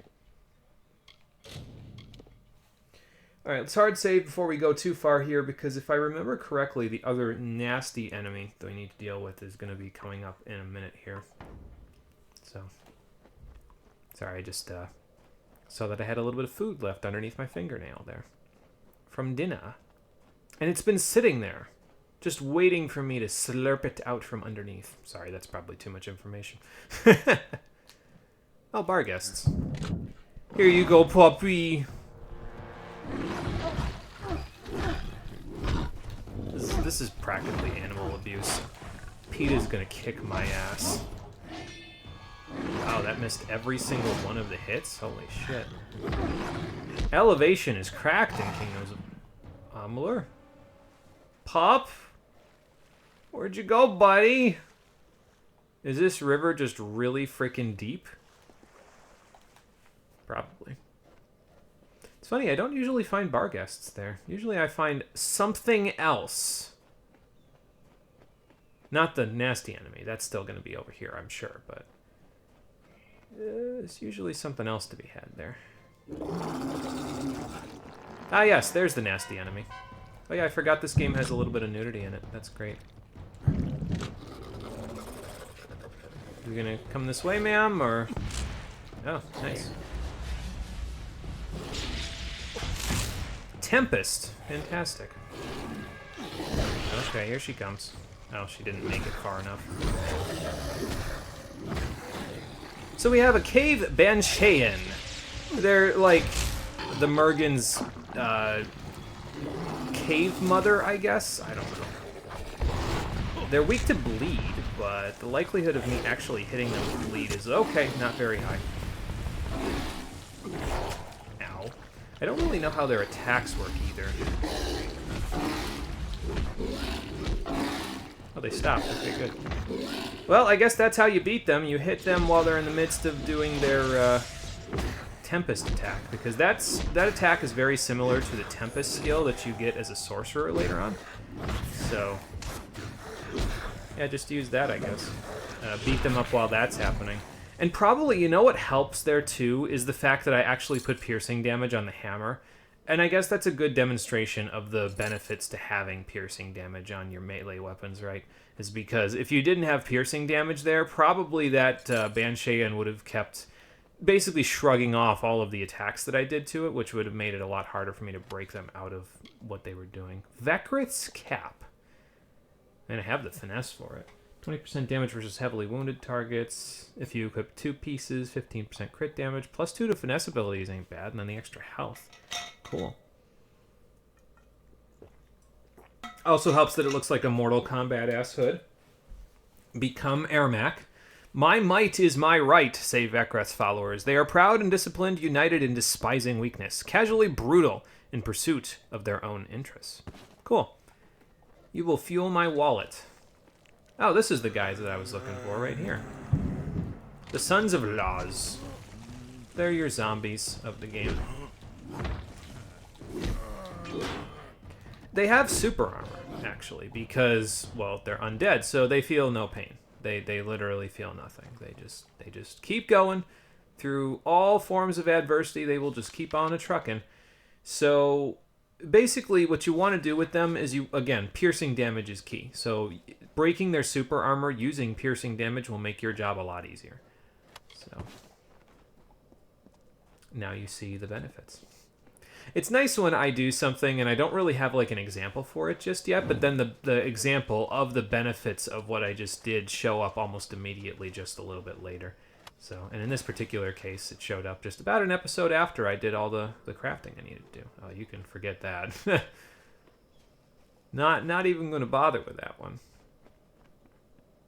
But yeah, so the piercing damage on the hammer, I mean, it's not much, so it's not going to break through all super armor immediately. I'd need a lot more piercing damage to do that, so we need a better piercing shaft to do that, but it's fine. What we have will benefit us enough to make a big difference, so it'll make it the difference between, like, never staggering something and staggering something at least decently often, you know, so. You are my contact. I should have known. Punctuality is not one of your people's strengths, and you have so few. You know, I've never been a big fan of the gnomes in this game because they're just outwardly dickheads to everyone for no reason. Like, they're like, I am smarter than every single person in this room, and they should all feel bad for it. And it's like, do you hear yourself? Do you genuinely hear yourself talking? What makes you think anyone's going to want to associate with you? You may recall our mutual friend, Formerus Hughes. The gnome who brought you back to life? You know that, huh? But I gather you've been quite busy. Yeah, you know, maybe it would have slipped my mind. Well, Scholar Hughes has been missing since the attack on his tower. As his patron, I am quite concerned. I want you to find him. You'll forgive me if I don't feel like the concern is very strong for you. Why? Because I'm a hulking mountain of a man with a giant hammer? Can I trust you? I mean, did you hear him, dude? Why do you seek Hughes? Why should I help you? Can't you find him? I guess, why do you seek him is a good idea to ask first. Don't be obtuse. I am his patron. As such, I own everything that Scholar Hughes produces. I suppose that includes you as well. You know, the secrets in his laboratories honestly, are meant for gnome eyes only. They must be controlled at any cost. Like, I need to be genuine with you, man. When you say something like that to people, like, I could kick you. Okay, you are 3 feet tall. I could punt you off of this cliff right now. You would fall 30 feet and break your neck, and there would be nothing that your people could do about it.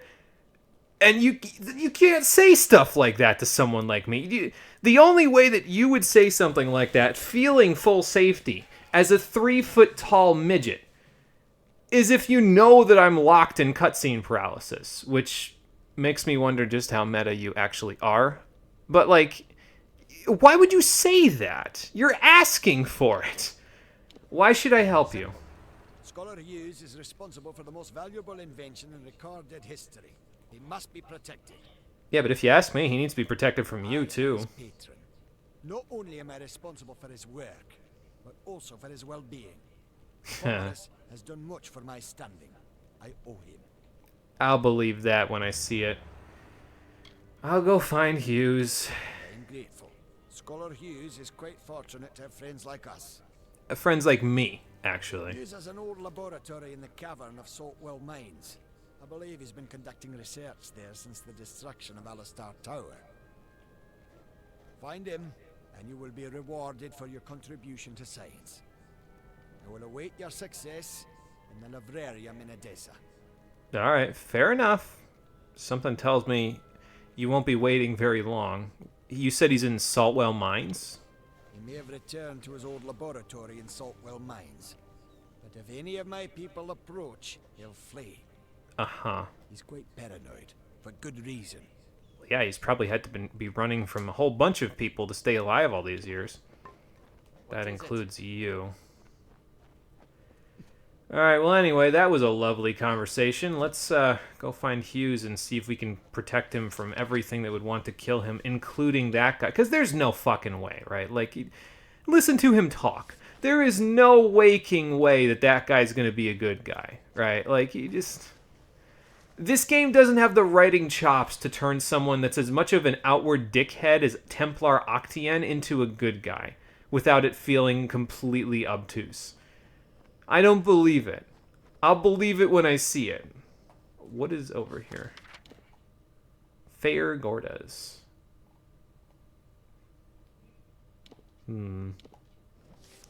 Do I go and potentially kill Buddy Bones' extended family? You know, I didn't even have to finish the full sentence to know that that would have been a terrible idea. What did Buddy Bones ever do to me? What did these bar guests ever do to me? Well, they're gonna chase me now, so... Sorry, buddy. I should have blocked a little earlier. I'll wait. Do you want to attack again? I should have just arrowed that guy. Why wasn't I arrowing him?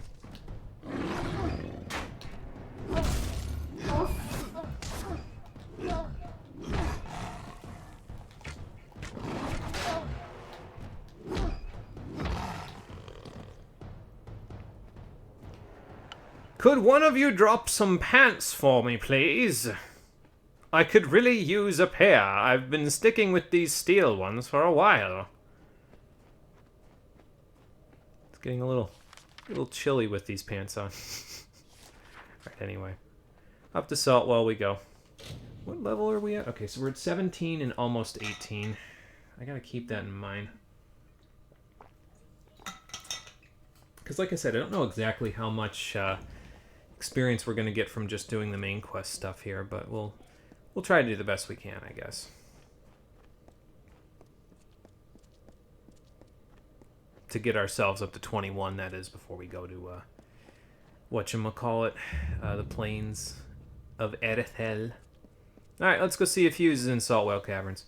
It also depends, too, because, like, it depends on how much of my attention span this game can draw. Like, I don't really want to do side quests, but I guess I will if it means that I can make my hunting job easier. But like once we get to 21, all bets are off. Like I'm not. There is other side quests that I'm planning on doing after we get to the other side of the court, but or not the court, the sea to Clericon. But beyond that, like, ain't no way. All bets are off. You know, like I got nothing after that. Nice. I automatically locked into that guy with the lunge there. So that's cool. Well, I guess I had to beat up Buddy Bones' extended family anyway. I hope he can forgive me. I didn't mean any harm. They certainly did, but I didn't. Okay, well, not there. Nope. Maybe here? Probably all the way up, isn't it? Nope, never mind. We're good. One white flake for that hard lock chest.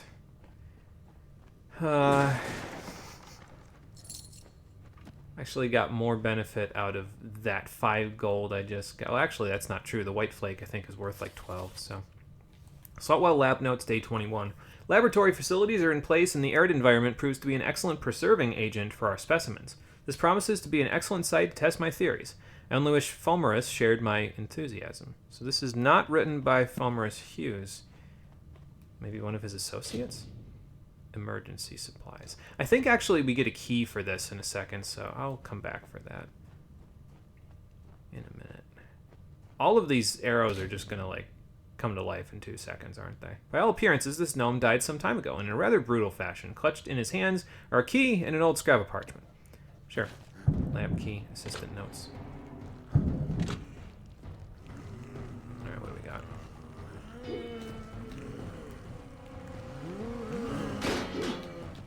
I was gonna say, go on the frost trap there, son of Laz.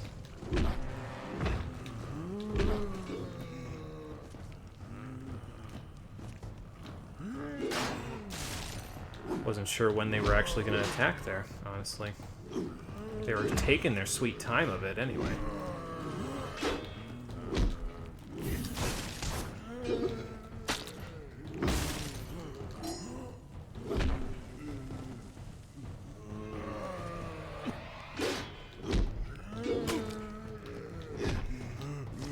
I don't know, I find it a little tricky sometimes to block the Sons of Laz.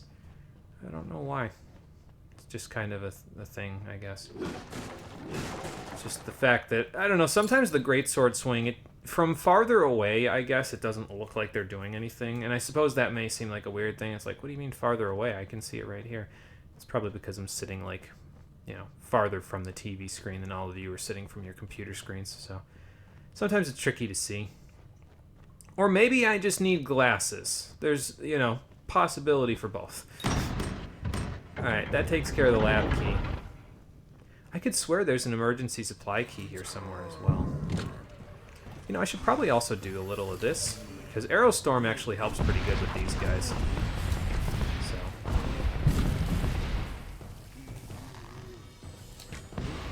And if you charge it all the way up, it'll inflict the status effect that's associated with your bow every time.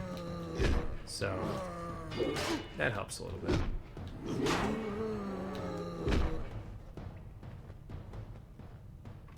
Like, basically, the way that it works is charge shots from your bow. There's the emergency supply key. Okay, now we can go back and loot that chest.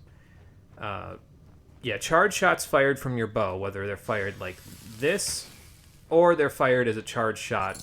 Oh, nice. From Aerostorm. They will always apply whatever status effects are on your bow. So, ideally, probably the best bows that you can make in the game are the ones that have the most potential for status effects on them. So, like, if I could make a bow that had the ability to inflict slow on enemies from ice, so maybe the fulcrum of the bow had an ice effect on it, and then the other parts that I use had a poison and a bleed effect on them, that would probably be my ideal bow for the game.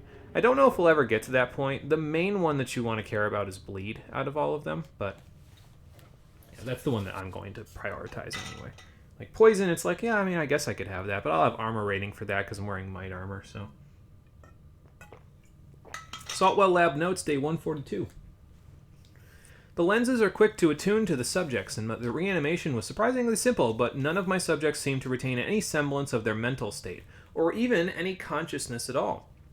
I suspect the problem lies in the arcane current. I'm simply not using enough power to transfer the mind along with the body. Fomerus has voiced too many concerns with the project to be of use. I've already informed the Templar. With any luck, Fomerus will be shipped off somewhere, and I can delve further into my work unimpeded.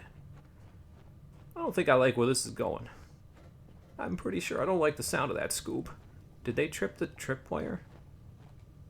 Okay. We don't need whatever materials the arrow launcher trap might have had, because they wouldn't be any good, so. There you go, have some of those. That, nice stun. Just kind of wander my way through all of them, just whack them all upside the head while I'm at it. It's nice, you don't even have to be like super accurate with the parry. You can like wait a second and still be fine. I'm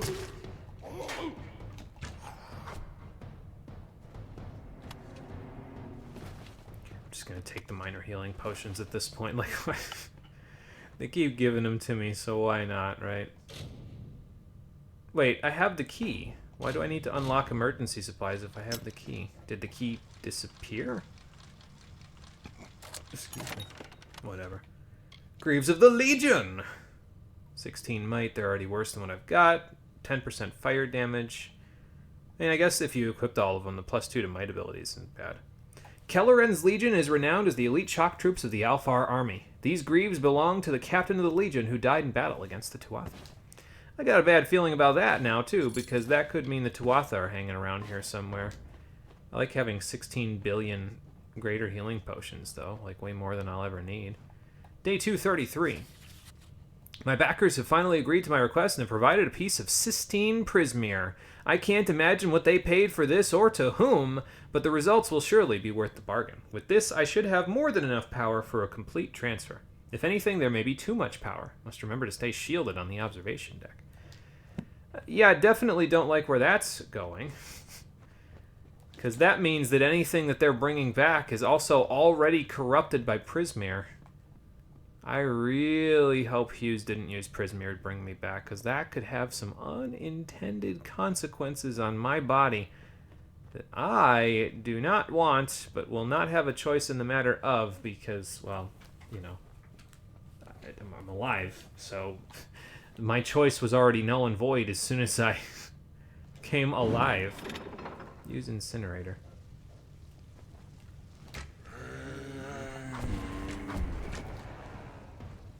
Well, looks like the trap got him. Is it worth me even disarming these? I don't think so, because I don't think I'm going to be I don't think I can get anything by going over here, right? There's no... Yeah, the skeletons didn't have anything, so... Alrighty. Yeah, the chest is over here. Fair enough. Scholar's Helm. It's a fine azurite helmet with plus 30 mana on it.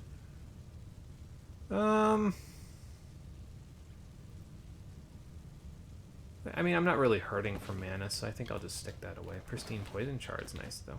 I think I do actually need one of those for the... Or no, actually, I needed one of those before because I was going to have a Poison Gem, but...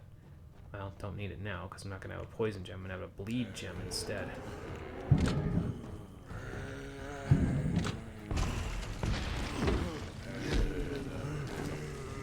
Alright, so, the Sons of Laz again. Let's do our usual stuff, kind of protect myself, and then splat them with my arrows.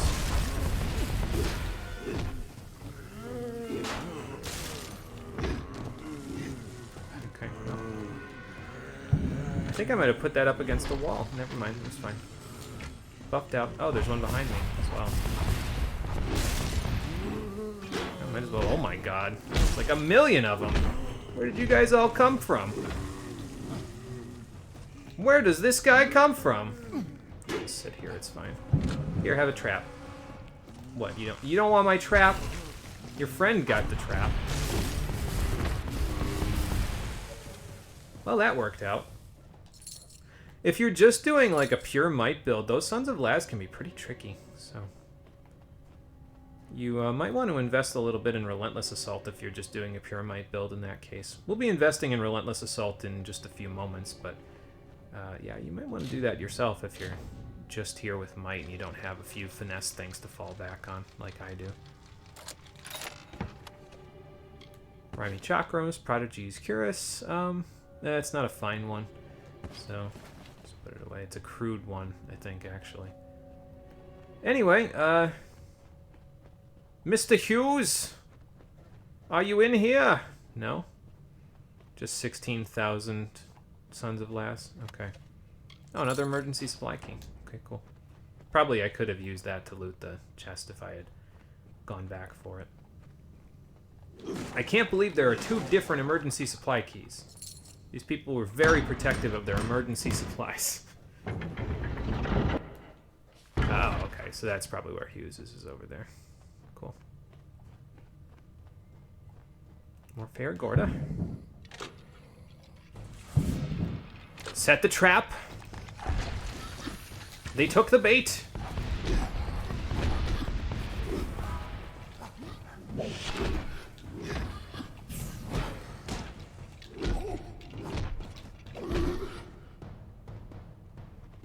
Well, it takes care of that.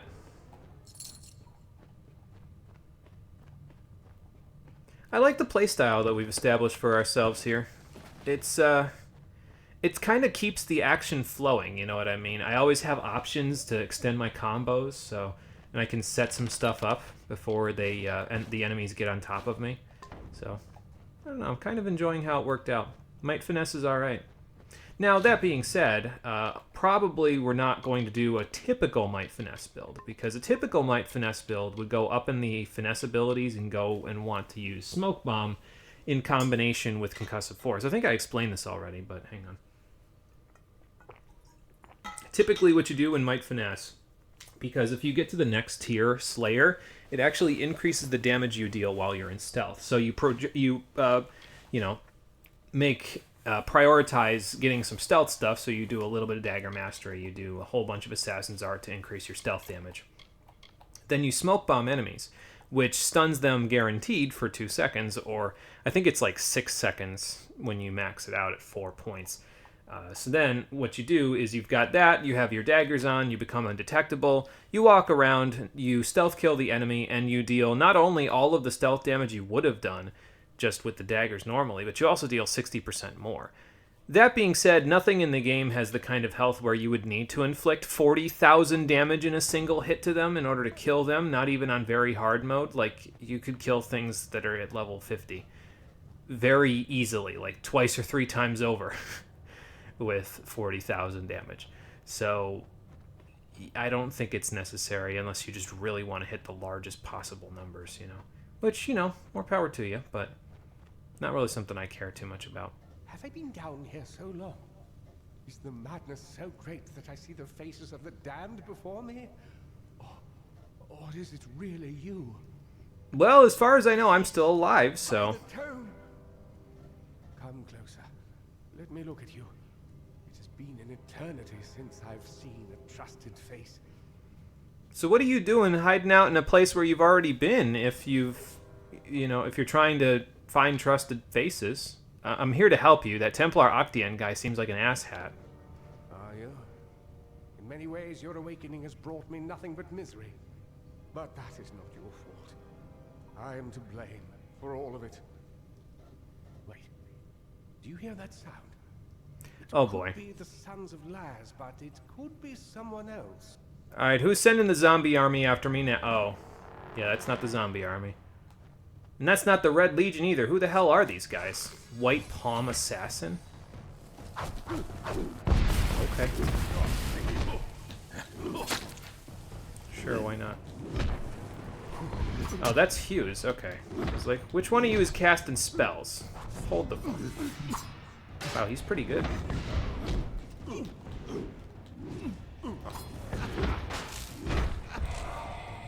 this down for the guy behind me. Or not. I'll lead one of them over to this.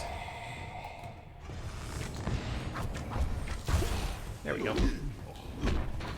I could use Fate mode here as well, but, like, I don't feel like it's necessary, you know? These guys ain't shit.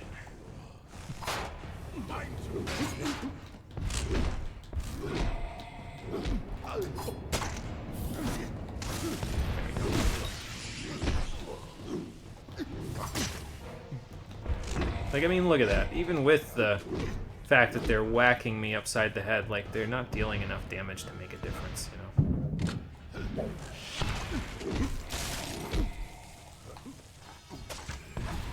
Watch out, Hughes! Oh, okay. I was gonna say no arrow storm for me, but then it happened anyway, so cool. Well, don't need a staff anymore. First Tuatha, then assassins? You dealt with Tuatha before I got here? This man has had a terrible day. Another greater experience booster, though. That's kind of nice. They're probably trying to tell me something like, hey, use these. Alright, well, let's level up first before we do anything else. Because we are at level 18 now. Nice. What am I doing at 18? Detect Hidden 8? Yes, Detect Hidden 8. And that will let me disarm traps again. So now I can salvage them for components. Well, I could disarm traps before. But now I can... Actually, when I disarm them, I get components out of it as well. So you can disarm traps anyway, no matter what, as far as I'm aware. As long as you have this one. But now, when you disarm them, you get components out of them as well. So, and I mean, I guess the components will sell for a little bit of money, so why not, right? Alright, so we're going to start investing in that ability that I just mentioned, Relentless Assault. And it's not the paradigm from Final Fantasy XIII, but I guess it might as well be, because you usually use that when you're going on the offensive, and Relentless Assault is an offensive skill. You use it, and what it lets you do is it gives you super armor for the entirety of its duration. However, it also reduces your armor by a certain percentage. Now, that being said, as you can see, so right now at level 1, it reduces it by 50%. As you level it up, it lowers the amount of armor reduction by 10% each level. And it starts at 50%, but it has 6 levels. So if you can do the math in your head, you can probably tell what's going to happen. Once we max this out, it'll end up not having an armor reduction cost, and it'll last like 20 seconds. So you get 20 seconds of super armor for no penalty except the minor mana cost that it gives you. It's kind of a nuts ability. And if you're not really good at parrying, this is going to be your bread and butter skill from now on. I don't know how much we'll use it personally. I'll probably stick it on my abilities hotbar, like if we fight Banshayans or... like tough stuff, like Crudox, Banshayans, or like a big chunk of like Leon Ashes or something. Because we don't really need it for most other enemies. Like Trolls and Niskaru Tyrants don't really pose that much of a threat because we can parry them. So it might end up just being window dressing to get up to this tier of skills, honestly. But or, you know, just to get enough might to give us the ability to equip our armor later. But whatever, it's fine. I don't think... Did I show Slayer yet? So Avenger we already have seen. There's Avenger's stat boost. But if we go into Might Finesse... So Slayer's tier 5. It gives you a big boost. You need 38 in Might and 38 in Finesse to get it. So we'll get this in like... Let's see, we're at 28 Might now. So we need to get 4 more levels to get to the 40, and then 3 more levels. So 7 more levels. That's level 25 we'll get this, basically. And then it'll give us some boost to what we already had, and then the 20% damage while in stealth, which we probably won't even use, to be honest, but it's there just in case I decide to pick up some daggers or something, I guess. Either way, we'll just stick with Avenger for now. I don't really need to worry about that, because we're not going to look at those moves. Alright, well anyway, that takes care of that. I'll take this, then we'll have a chat, and then we'll go from Vecrit's armor. We've found 2 pieces now. 16% physical resistance while at low health. Well, the 2 pieces wouldn't really do enough, but, you know. We read that already. Okay, cool. This Vecrith guy is being very generous with his armor drops. The last we spoke, it was the Tuatha that reduced my lab to cinders. Now it's assassins. Everywhere I go, destruction follows. That's because you know how to bring life to the dead, there, Professor Hughes. All I ever wanted was to unlock death's secrets, to shed light on the shadows. I never wanted this.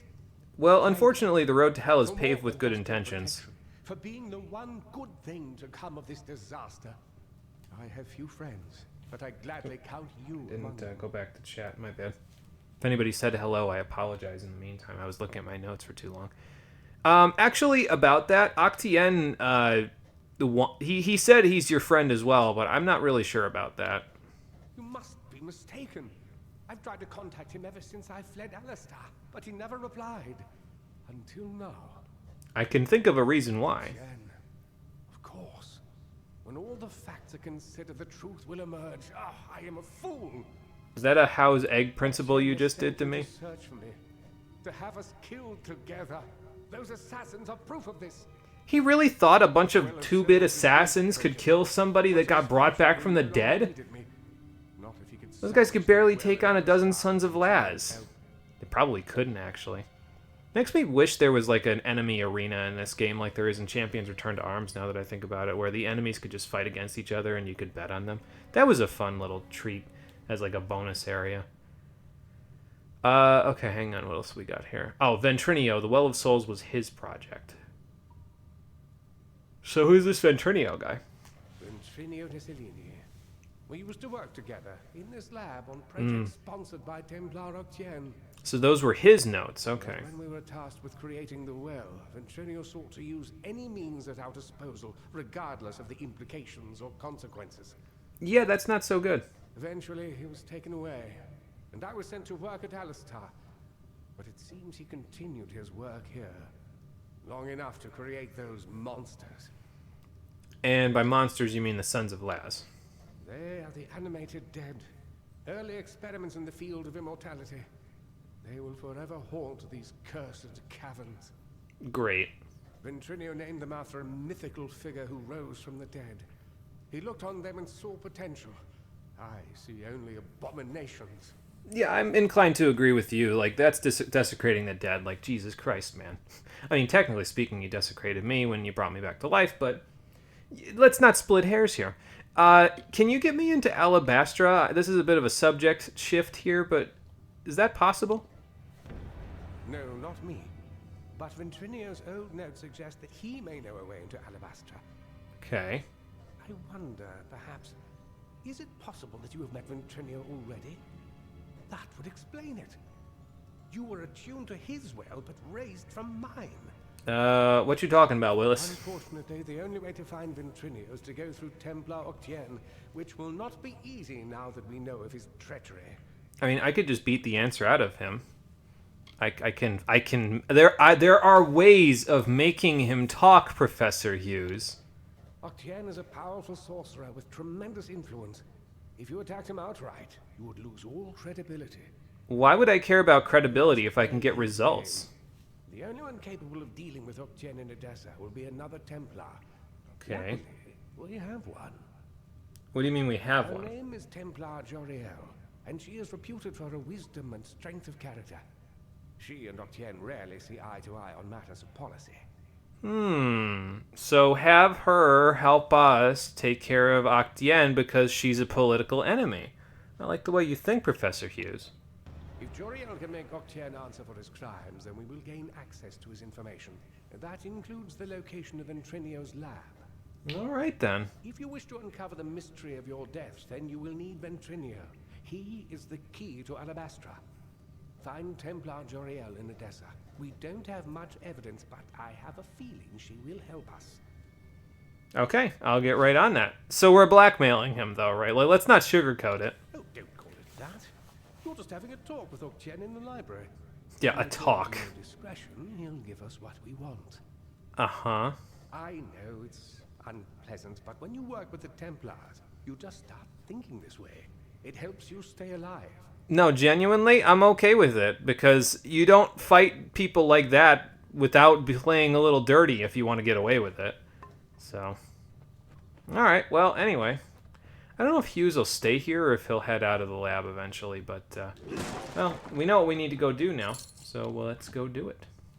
How'd we do on our level there? Okay, not a whole lot of experience out of that, but that's okay. Enemies in high places. So now we just need to go find Joriel.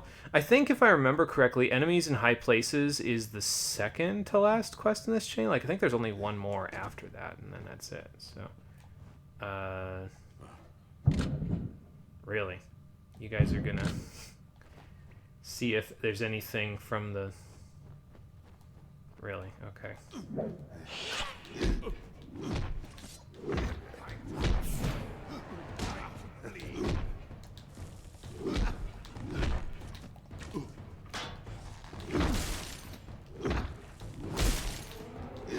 I didn't even get to use those 2 frost traps. That's a shame. Oh well. Are there more of them in here now? No, that's just the last bit. Okay, so those were the stragglers. Got it. They were like, what the hell happened? The whole rest of the force already left, but these guys, these Feyre Gordas, were beating the shit out of. What's going on here? But yeah, so now you have to go all the way to Edessa, across Menatir and Apatir, in order to continue with your quest. The question now is, do I want to continue with my quest by just going to Menatir to get the stuff that I need? I do want to end the stream today with that, actually, so maybe we go do...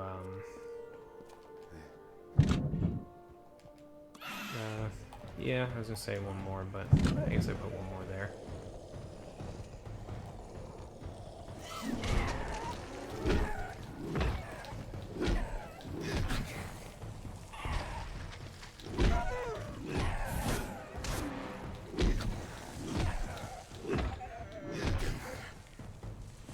Alright then. Don't know why these kobolds decided they wanted my bacon, but sure, whatever.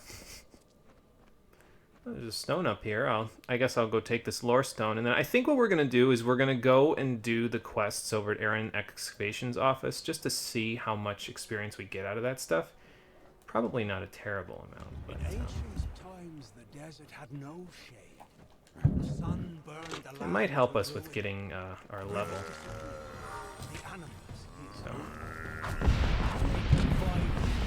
mercy, but he didn't die.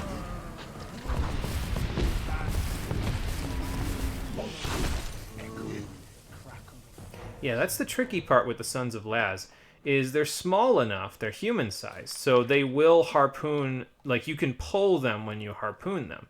But they have a tendency to have super armor, so even if you harpoon them and pull them properly like that, you might end up actually pulling them while they're in the midst of... Well, they won't do it when they're in the midst of attacking you, but they will then immediately attack you and super armor through anything you do, which can be a little troublesome to deal with, so... I'd just be careful of that if I were all of you and you were playing along.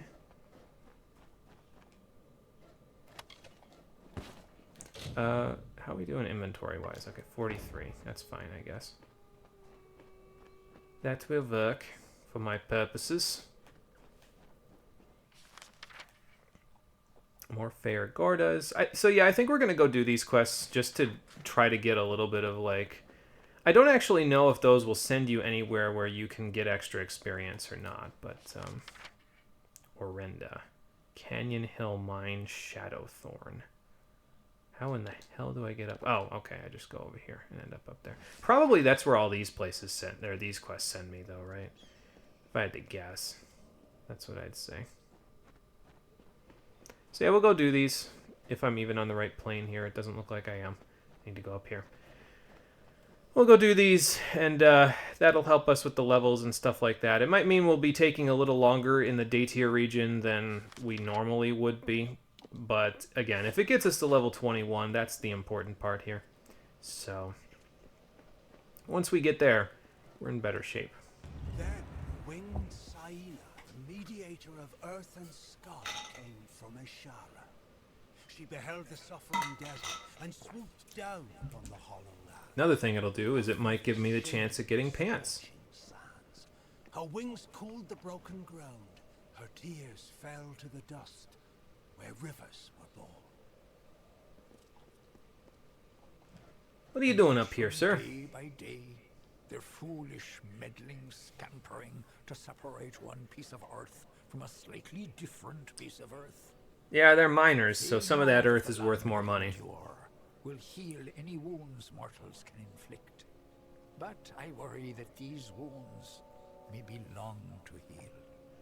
Well, you're probably right about that. I am bound by our beliefs. But an agent of change could cauterize these wounds by making the century plants bloom. Century plants, huh? What are those?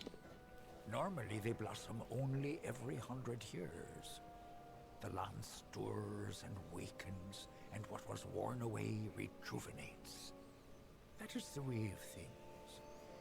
And you want me to do this early? Oh, I cannot make them bloom, not now. When the time is right, one fey whisper will do. Uh-huh. You mortals are not bound as we are. You can grow such things out of season. Won't that have a catastrophic effect on the environment, though? You wouldn't know with these little mortals here, but these lands are a fey place. And fey places need refreshing from time to time. Like, I can't help but feeling like helping you is going to cause... it sounds like a reasonable thing, but, like, I can't help but feel like helping you is actually going to cause some catastrophic chain of events to happen that's going to send this place spiraling into, well, no change at all, because they won't change many things on the world map, unlike, you know, I mean, in Alceran they did. They changed the Narca-afflicted enemies into not enemies, but... The century plants have deep ties to the pulse and marrow of the land.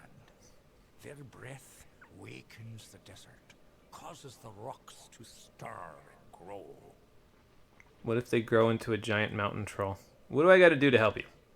A friend of the sands. You'll do what needs doing.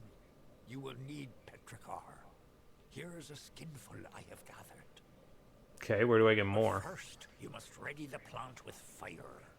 Only after fire will they drink the petrichor. There are 3 century plants in this land just now. Make all 3 bloom, and all will be well. So I have to set them on fire to get them to bloom? For each of the 3 upon the sands, scorch it with fire, then slake it with the petrichor I gave you. Okay, that's more than I can do now, but sure, why not? Do I even have anything that can scorch it with fire? Let's go see. Oh, there's the petrichor. Assistance notes? What was that all about? Hold on. Oh, those are things that we need for... Yeah, for the whole Octien thing. Got it. Do I have anything in junk that can scorch? I guess I have a Searing Scepter. And the Fangs of Aod, those are also on fire. I would have preferred... I have Shadow Prisms in there too for some reason. I guess I would have preferred a staff, but a Searing Scepter will actually do the trick, I think. So we'll just take that out of junk and we'll use it for this whole Century Flower thing, I guess. I've never heard of a flower blooming when you shoot it with fire, though. Like, that seems like a strange way of doing things. But, whatever. I guess I'll oblige. I feel like this is just going to come back and bite all of us, but, you know. it's a side quest. It's experience, I guess. I'm gonna unlock this, and all those fair corridor are just gonna come running.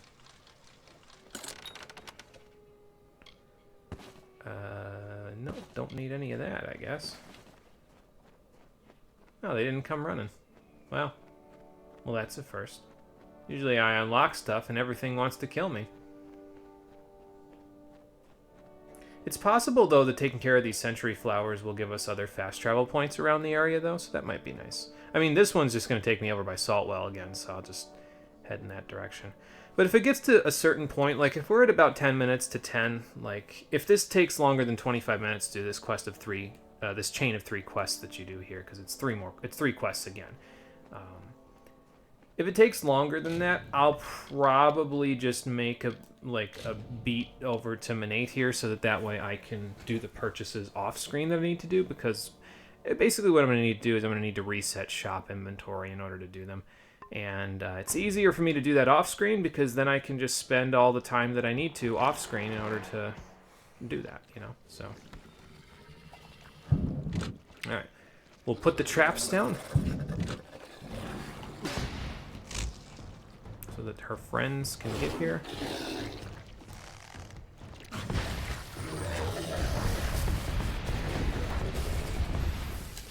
Do one of those. Sure, why not? Oh, okay. Didn't expect her to actually, like, you know, just tank through all of that, I guess.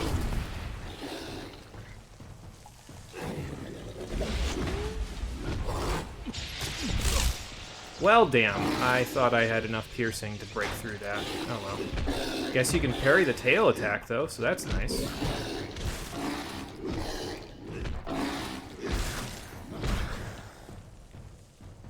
Alright, which one of you wants some now that I've defeated your mother?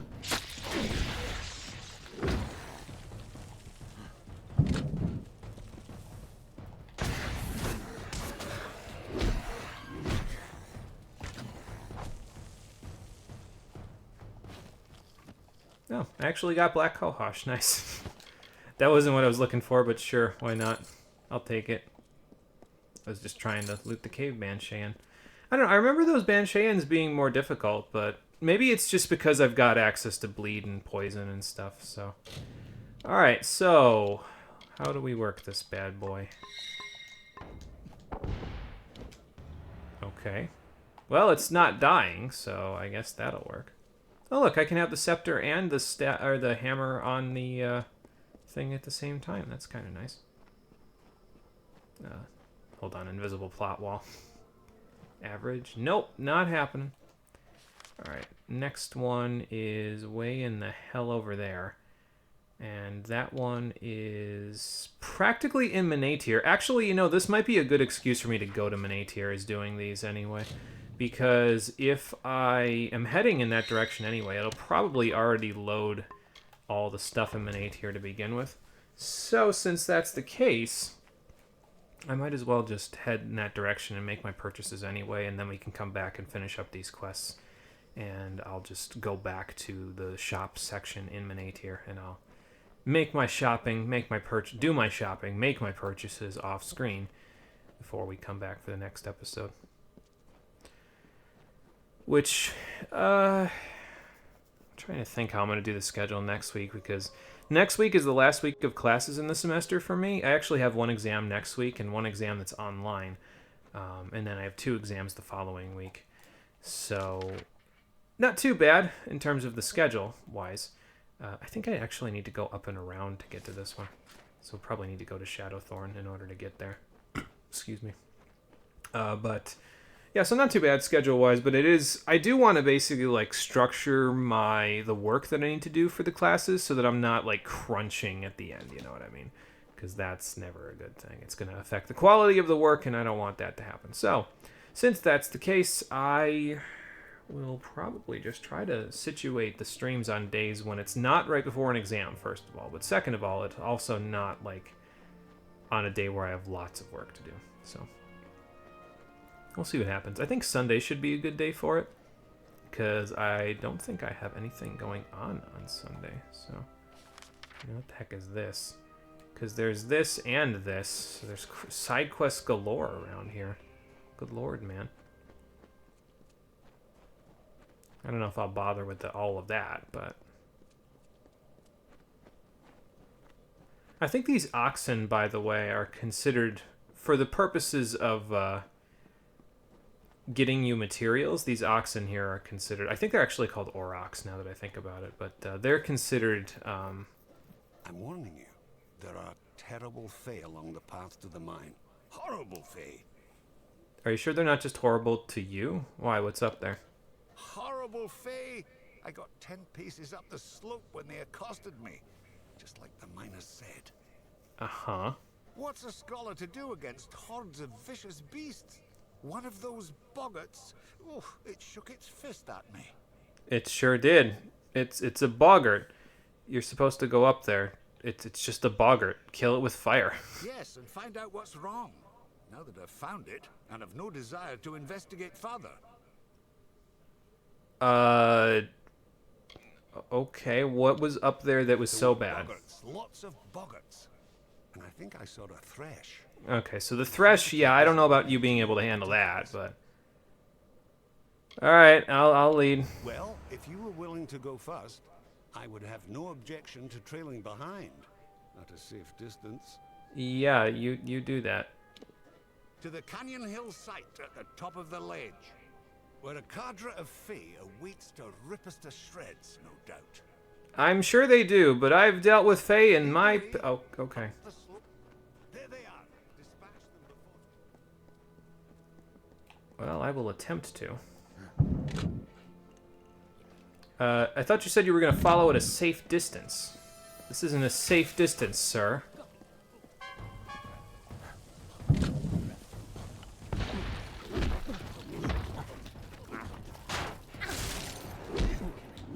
Can't believe that one didn't die.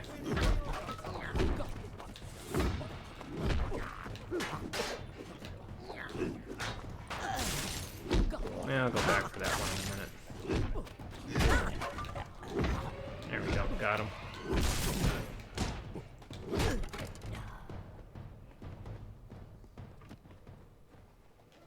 Alright, well that takes care of those ones anyway.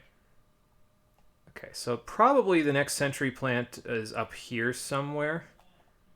And then this is the one that he's having me do right now. Okay, fair enough. So we'll just make our way up. I guess this might get us some quick EXP, I suppose. Sprite Soldier. That's a new one. Didn't know they had distinctions.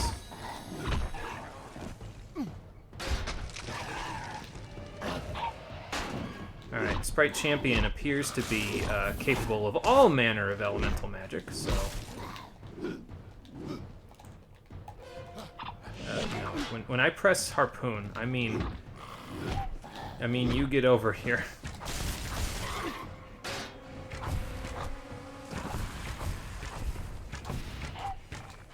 There we go. Oh my, oh my, oh my, oh my. Oh my. Sorry, whenever I hear somebody say oh my, all I can think of is Muriel from Courage the Cowardly Dog. It's just where the brain goes. Alright, so the thresh is probably up here, right? If I had to guess. I see something at the end of the trail. Yeah, me too, actually.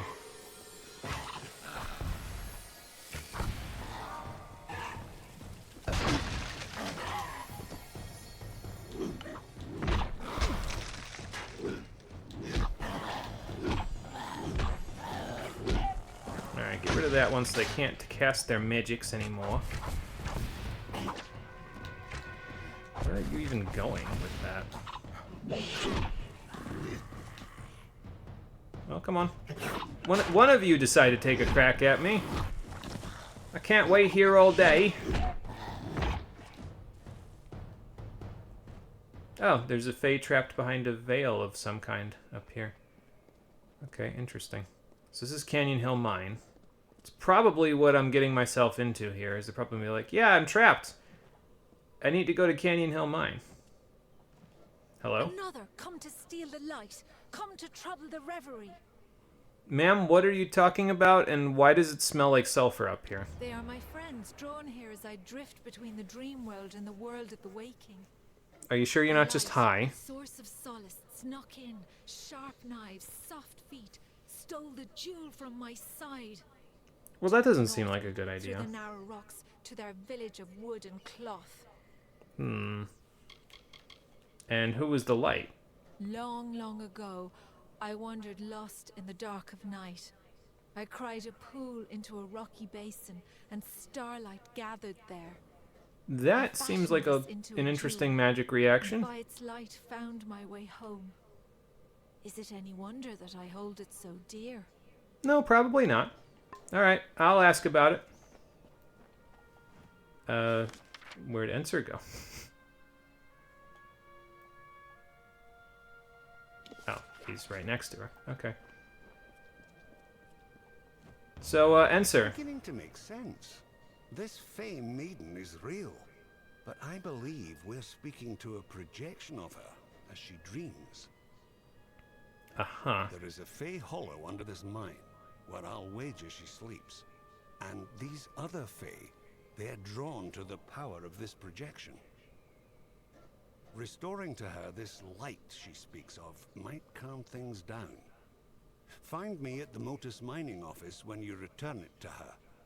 I'll make sure you're duly compensated.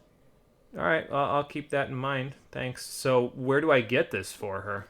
Most likely return what was stolen to the Fey maid within the hollow. That is how these things tend to go. Yeah, I got that part. I just wasn't sure where to go, but... Alright, interesting. So I guess that's what we're up to now. Find Orenda's light. She said it was up in a village of... Oh, okay. It's at that little campsite that was over there. Okay. Oh, yeah, hang on. Soft feet, sharp knives. Oh, okay, I see. So the century flower that I thought was up here is actually down and around in this direction. Okay, so let's go get Orenda's light first. And then before we return it to her, we'll head to... Well, we'll go to Shadowthorn first of all, because we'll get this pile of rocks and just get the discovery. Then we'll go to the century flower here. We'll go to the one here. And then obviously that'll take us close to Menatiers anyway, so we'll just go in there and we'll get the thing that I'm looking for.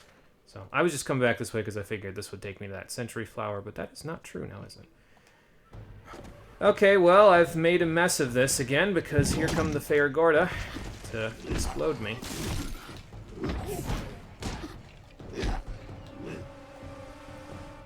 Oh, it was just you, huh? Curious of shattering 5% extra physical damage. That's interesting. Probably be worth a good chunk. Alright, so off to Shadowthorn we go here. 18, okay. I love how I'm just like basically counting down a timer until we hit level 21 and then I'm free from the bondage of side quests forever. Alright, there's Shadowthorn. Here's the pile with nothing good in it. I wonder if the Motus mining outpost will have like a general store once I do all this stuff. Okay.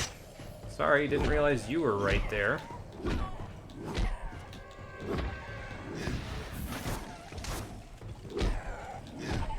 Well, while your friend is incapacitated, I'll take care of you real quick. And then I'll head over here and force him to abandon all pretense and smoosh himself on my frost trap again. You can always tell when the stun happens, though, because we'll just hit for like a monster truck's worth of damage when the stun hits, so that's kind of nice. Alright, so this next one is in this little clearing here. Yeah, I just don't know how much experience we'll get from this whole Templar Octien thing, so I just want to be sure, basically, before I, you know, I want to be sure that I get enough experience for what I'm doing before I get too far. I don't want to go to the plains until I get enough experience to actually make the difference.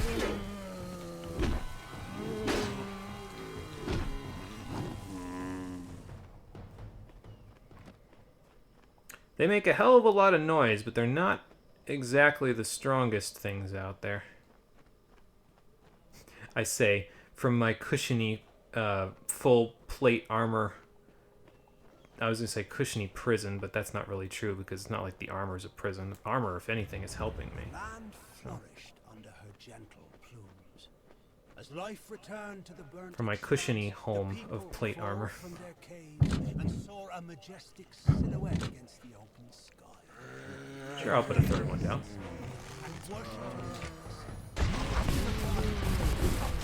Oh, that guy got hit by like 6,000 things there.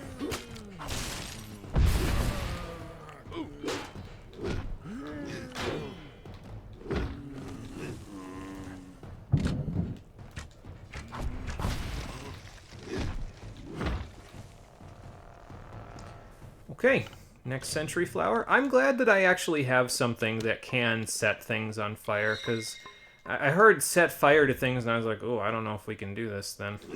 Oop, that's the wrong one. Let's not destroy the century plant. Let's actually just set it alight. You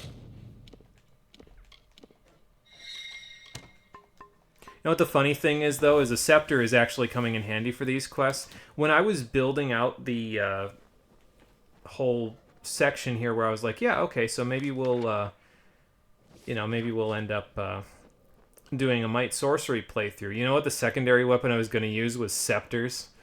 So I don't know, I find that kind of funny, because it's like, okay, well, I didn't expect it to come in handy, but here it is. Sons of Laz, and there's some behind me as well. Oh, that's a fair Gordon, never mind. They're teaming up!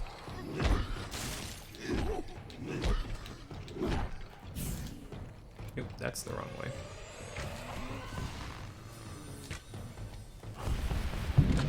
There you go, have trap.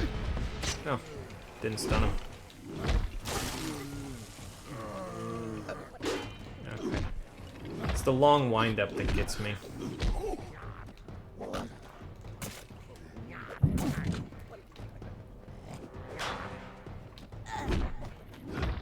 Wonder if your friend will hit the thing if I... Oh, nice, a parry kill. Oh, I love that.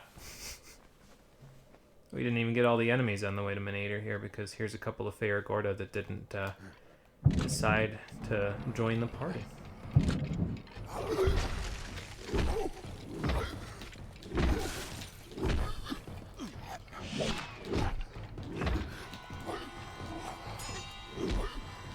Haven't really been using Shadow Flare as much as I probably should. I've been having too much fun. I just say fun. I've been having too much fun just setting frost traps. That's probably why I said fun, because I was like, oh, fun. Frost trap. Yeah, I've been having too much fun just setting frost traps while the enemies run up on me and then just waiting for them to run into them and just watching. I wonder if Dune's Head Mine will get me a little experience for discovering it. We might actually go here at a certain point for one of these quests, honestly, but we'll see. As I say, you gotta run up on it quite a bit, don't you? Okay, you gotta unlock it, so probably you need a key, which you'll get from one of the quests at some point here. I guess I'll take this, though. Desire! What the hell is it? The scepter's owner, Jean Yave, disappeared, but the scepter later surfaced in a Jotun treasure hoard in the high wastes south of Datyr. It increases drops and it gives fire damage, so I guess it could be good for this particular quest line if you could find it, but the likelihood of you actually finding that when you need it for this quest line is not very high, so...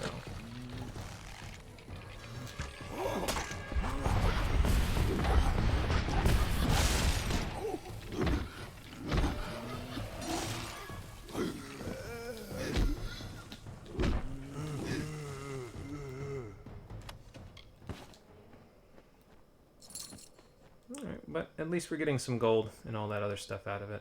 And don't worry about your inventory limit if you're following along at this point, because in a minute we'll be heading, like I said, to Minatyr, and in Minatyr we'll actually find another shop to sell our goods. So we'll keep that in mind on our way through here. Athene's Wisdom. Don't remember what that does, but sure, I'll take it. Which way to Minatyr from here? Straight up. Okay, so we want to go down here for the Century Flower first, but then we'll go up this way. Lambent Fire Shard, sure, why not?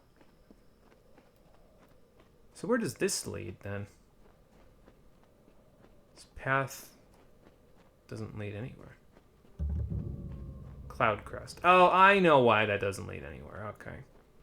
Cloudcrest is the final location of the Warsworn quest line, so that's why that doesn't lead anywhere, because it would, but you have to open it with, there's like a Warsworn, I don't know if it's a password or if you just need a specific key, basically, to open that up, but yeah, it won't open until you do those quests, so.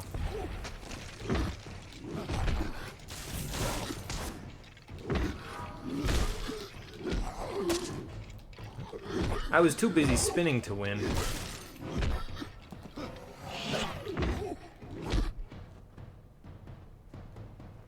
I was too busy spinning to win to think in my brain about blocking, evidently. You know, at the rate we're going, we're going to end up getting all these HoloLens stones. His mighty works were undone, and his brilliance spurned. He called Freka to his side, and implored the fiery god to strike Saina from the skies. Vrakor agreed, but as Saina was too strong, he asked Helios to lend him some of his fire as well. So Helios gave Vrakor the flames of the sun. I feel like that's going to end very poorly for Vrakor. Because you're striking down something that gave life to this land. Isn't that going to be a bit of a problem? Alright, let's see here. So, Orenda's Light is up there. Calavar's up there. So probably what we'll do is we'll just go back to the Modus Mining Outpost, and then we'll go take care of that stuff once we're done. But again, first we're going to go to Manatier. So I can take care of that before we take care of anything else. Since we're already on our way there anyway, you know. It'll lock the enemies in at a lower level over here, so they'll give a little bit less experience. But, I mean, it's fine. We're already close to level 19 to begin with anyway, so that's okay.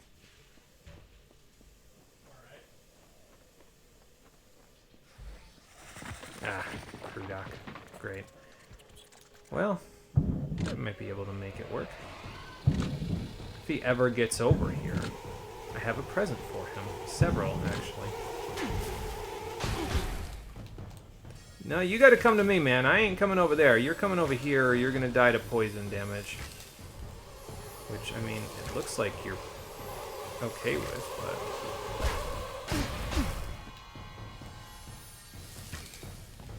Who knew? The best way to fight a Crudock is to fight him from max range.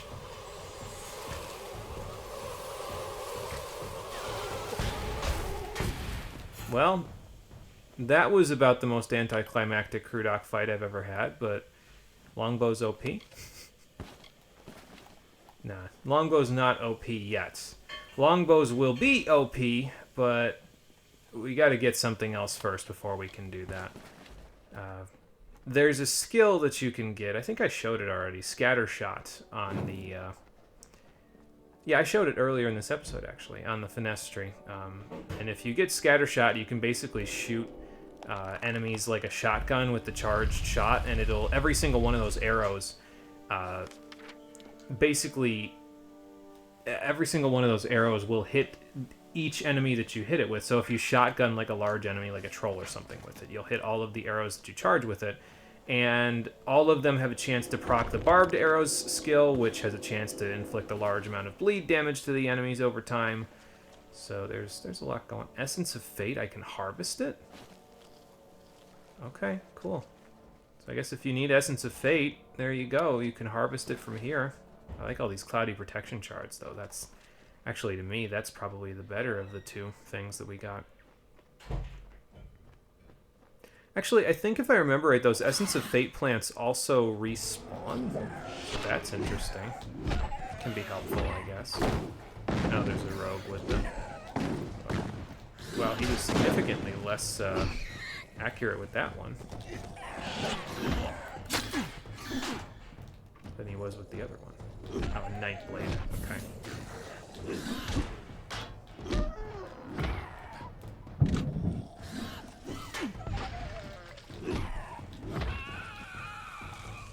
At certain points, I just feel like trolling them, honestly. Like, I see them that I knock them so far back, and I'm like, have I used Harpoon recently? Yes. Have I used Lunge recently. Yes? Okay, well, I'm just going to stick a... Then return the prophetess whatchamacallit down here. who, I'm just going to stick a frost trap down and let them run into it. That's Tyrion not an spoke essence as of I fate. know her silken robes the fabric of Lyria's hand. Hail, the words of the goddess I herald unto her people. There you go, Manatir. And have I heard from starlit lands in her woven grasp. Her way is east. Spite is in the desert? Alright then. Cousins, we say unto you, be no more troubled by our fate.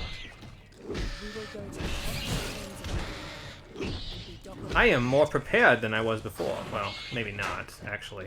I don't have fire anymore, but, you know, I can make do with what I do have in the meantime. So Manatir's kind of an oddball place. It's got like 2 levels to it, basically. There's the high level and the low level, and actually I think the place I'm looking for is like right over here. So the question now is going to be, how do I reconnect the paths? And it looks like I want to go this way to do that. So I guess we're going the high road. I kind of know where I'm going, but I kind of don't, in case that wasn't clear. The high road does not look to be the place that I need to go. Actually, I need to take the low road, because the low road actually goes to where I need it to go, which is back to this, which should, I think, lead me to where I need to go. We'll see once I get down there. In just a moment. But yeah, normally when you come into Manatir, getting to the place that I want to go to is actually a lot easier if you come in here from Elserund, because it's literally right there. Since I'm coming in from the Hollow Lands, it's going to be in a little bit of a different spot. But that's okay. It makes things more interesting, right? So, alright. 3 Kobold Nightblades. Massive bomb range. Oh, they're just rogues. Okay.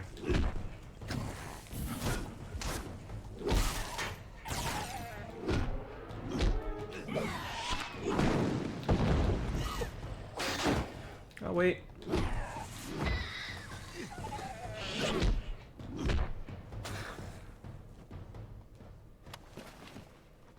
I wonder what my hammer's condition is at this moment. Speaking of hammer, there's another one. I mean, it's not in dangerous condition. Like, if it was in dangerous condition, it would tell me. So, since it's not, I'm just going to assume that it's fine. Greetings! Sorry, I'm not interested in you guys. I'm interested in that. He only needed one name. The Carver. Like the wind, or the lightning, or the dawn. With his presence, a new age began. The kings of the south stood. They were the lords of the desert sea. Well, that's brief. Well, hello. I'm gonna look over here for a second, because I think if I remember right, Manatir is actually home to, oh my god. I can't believe... Okay, there's another one.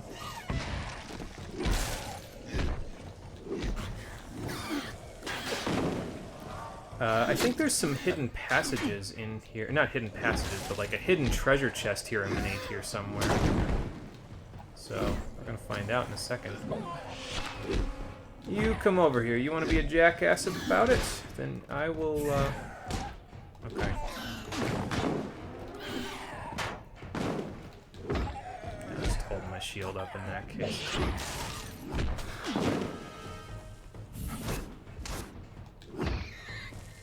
Like, there's a spot that's not on the map where if you kind of go up against it, and I don't know if it's over here or if it's in a different spot in Manatir, but there's some treasures that you can find that are just not on the map. And they're not in hidden doors either. Yeah, this is the spot. Okay. Yeah, so see how the map didn't, like, show up until after you went here? It's interesting. I'm not sure why it does that, but there you go. But what do I get for my efforts? That's not a chest. That's Flint's hunting gloves. These, I think... Are these the... No, these aren't the ones that you can use with the set. I don't think. Like, to go with Dirge's dancing shoes. Maybe these are, actually, now that I think about it. Because I don't remember where the gloves are, so these might be the gloves right here. Honestly, I could see them being that. I'd have to look back and see what Dirge's dancing shoes gave, but there you go. I'm just going to say that these are the ones with Dirge's dancing shoes, because I don't know why they'd do that with anything else. But anyway. An Almain Prince's huntmaster, Flint Egan, died protecting his noble lord from an assassin's arrow during a family hunting expedition. So there you go. That could be useful. Okay. I'll just let them do that to let them think that they can attack me. Lull them into a false sense of security, you know?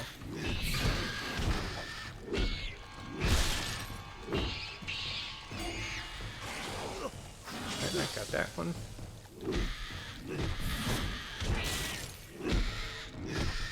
I'm just gonna commit. And by commit, I mean commit violence. I am committing to violence.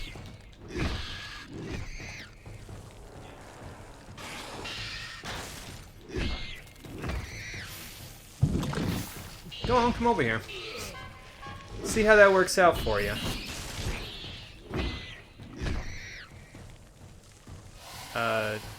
They spawned again. That's weird. They're not supposed to spawn multiple times, so I don't know why that's happening. I may be trapped in a spider prison of my own design. I don't think this is gonna work, yeah, because you commit when you put the trap down as well.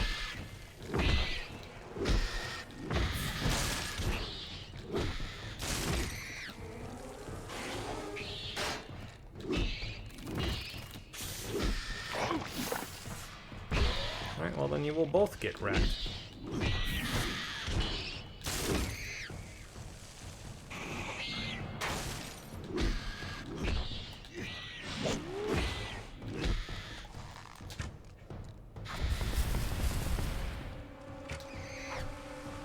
Yeah, I don't know why they keep spawning.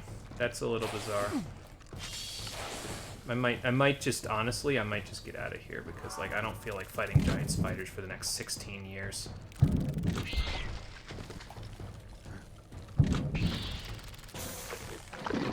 Oop.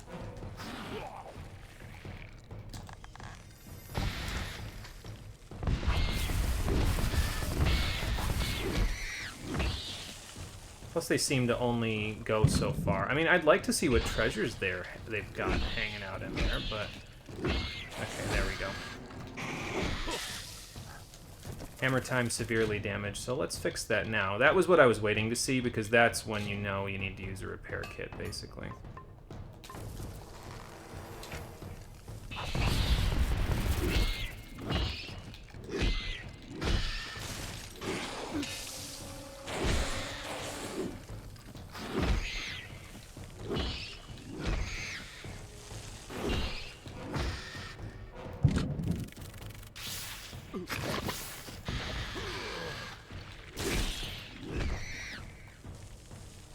Okay, they come back this time? Or did I finish them all off? I'm loath to go in here because I feel like they're just going to spawn again, but... Okay, they're not coming back. Maybe it was just 3 waves. Maybe that's all. It just seemed like they were not stopping, and that's why I was like, okay, well... I don't want to be here no more. But maybe just leaving the section of the cave where they were spawning was enough to make them slow down on it. I don't know. Either way, the point of the matter is we've... dilly-dallied and shilly-shallied long enough. So let's head in here. And I will make my purchases. One of my purchases, because I need to make 3 of them. And then I'll do the rest, and then we'll go from there. So you know how we went to one of the camps for the travelers? Well, Ironfast Keep here... Dents and scars. That's the Ironfast way. You guys should do a little more in your armor upkeep if that's your way. But yeah, Ironfast Keep here is actually one of the locations you would go to if you were doing the Warsworn questline with the people here. So Shieldring Keep, I think, was the one in Dalentarth, so that's the one you would start the quests in, and then you'd come here. I think this is the last one you go to, if I remember correctly, because this is where the questline ends, is at Cloudcrest back there. So, excuse me, but... just like with the Travelers and the other camp, the Sun Camp, I want to say? Or is the Star Camp?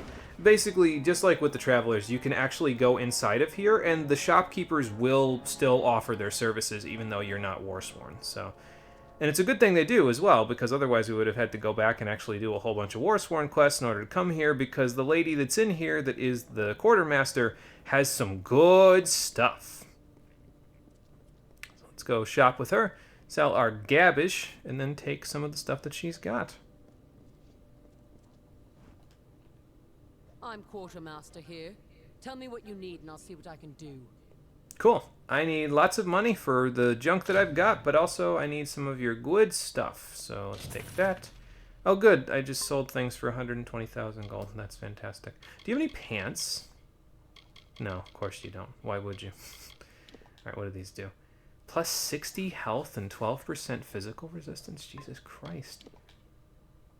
20% armor, 16% fire resistance. I mean, those are definitely better than what we've got on currently, but I don't know if it's worth it buying Sylvanite stuff now. I feel like... Excuse me. I feel like it might be better to just wait to get the Sylvanite stuff. Yeah, those Flint's hunting gloves were definitely part of the 5 of the...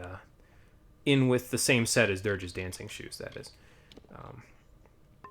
But yeah, I feel like it's not worth it to buy Sylvanite right now because we'll just get some later, you know what I mean? So I don't feel like it's too worth it. What do you have here? Jolting longbow of eradicating. I mean, that's interesting as well. It doesn't have the bleed and poison effects, but it is a Sylvanite bow. You have a Sylvanite hammer? You have a longsword. Great sword. That's the higher level scepter. We don't need that. So, yeah, I guess nothing in particular that I care about. But that being said, the miscellaneous items she has are particularly important. And the one that's particularly important out of all of them is the improved energizing rivets. We already got one of these earlier from I forget whom, but she sells them 2 at a time. So what you do is you buy 2 of them. Then you fast travel away from this location, or just travel away from it for 5 days. Then you come back in here and you buy 2 more, and then you repeat the process until you have as many as you want. Now, I need a total of 7 in order to make all of my stuff later on, so I'll be coming back here 2 more times, and I'll just do that off screen in between streams. So, what's this other stuff she's got? Is there anything interesting here? She also got sustaining rivets as well, so I guess you could buy those and just call it a day, honestly, because the health regen is probably more important than the mana regen, but nah, that's okay. I'll just stick with what I've got, honestly. Or maybe I won't. Maybe I'll just go with sustaining rivets. I mean, our mana regen isn't bad as it is, and if I got 4 more energizing ones, what would that do to my mana regen? It would increase it by 2. Nah, I kind of do want that, honestly, because that 2 extra, it'll make a little bit more of a difference. Like, our mana regen isn't bad at the moment, but still, it'll be even better than it already was. So, yeah, not bad stuff, all things considered. The linings aren't... I guess actually the linings are pretty terrible. I wouldn't take improved rigid lining. Just the plus flat armor isn't really all that worth it. But, yeah, no, I guess the stuff that she's got here isn't too bad. It works pretty nicely. I don't think I need a greater mana regen potion. I think the minor ones will do for my purposes. Honestly, the greater ones would probably... The greater health ones probably aren't necessary either.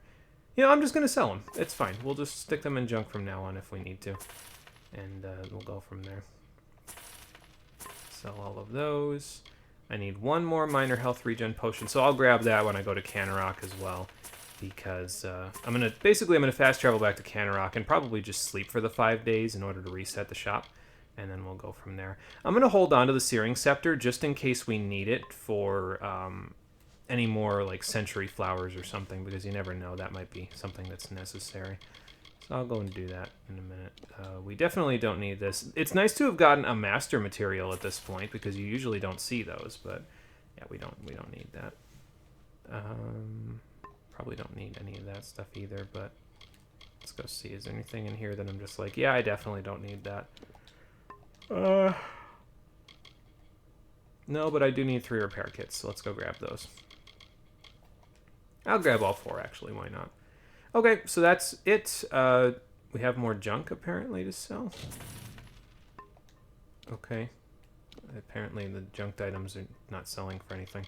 Whatever, it doesn't matter. The point is we got the everlasting rivets that we need from her, so now I'll go and get some more of them. And then we will go from there. So that is the plan, and then once I am done doing that, I will meet all of you back here for the next episode of Kingdoms of Amalur Reckoning, the Stream Edition, where we'll go back to the Hollowlands. We'll take care of these quests around the Modus Mining Outpost just to get a little bit of extra experience. And then probably after that, we'll just head through Menatir, and we'll and probably also Apatir as well, because that's the next place we need to go, right? Hang on. Yeah, Apatir. So we'll go back, we'll finish up the quest we've got here. We'll head through the rest of Menatir and Apatir, and we'll head for Edessa. And then once I'm done in Edessa, I'll see how much experience I have left and how much I need, and we'll just take care of the rest of that in the Red Marches. Excuse me. So that's the plan. I'll probably just meet all of you for the next episode at the Modus Mining Outpost, just because that'll be a little bit easier than coming back here and then just fast traveling there immediately, you know. So the heat's as deadly as the Jotun and the spiders. Sure is. Polished armor means you haven't used it yet. Listen, I've just got this stuff not too long ago. This episode, in fact. So I've used a little bit of it. But yeah, anyway, that's going to do it for today's episode. So we will be back for the next one, and I will take care of my shopping off screen so that way it is all said and done. And then we'll come back. So thank you for watching, everybody. I appreciate you coming out to Twitch and YouTube to check out the stream, and I will see all of you on the next one. I'll post the schedule for next week up on Twitch, YouTube, and Discord tomorrow, probably about 7 or 8 p.m. Eastern Standard Time. I'm going to say Sunday we're going to do the next stream, because I have an assignment to do on Sunday, but I don't think it'll take particularly too long to do, and I can do it during the day before the stream, so I should be able to do it then, and I'll be fine. So yeah, I'll say Sunday will be the next stream. So, yeah, again, thank you for watching, everybody. Appreciate you coming out to Twitch and YouTube to check out the stream, and I'll see all of you then. Until Sunday, everybody, take care, and have a good one. Gotta tell you, though, that's the one problem with wearing all this plate armor. The heat is definitely killing me at this point. I'm gonna need to go home and, like, just rip all of this armor off of me just to get some of the heat out, you know what I mean? I gotta cool this shit off. I mean, I guess I could go jump in the river. Maybe that'll cool me off. Let's go see. Well, unfortunately, the river only goes up to my waist, but on top of that, the water is searing hot, so yeah, no, this desert sucks. Heat exhaustion is a very real factor. We'll have to keep that in mind. It's a good thing it's not a game mechanic, right?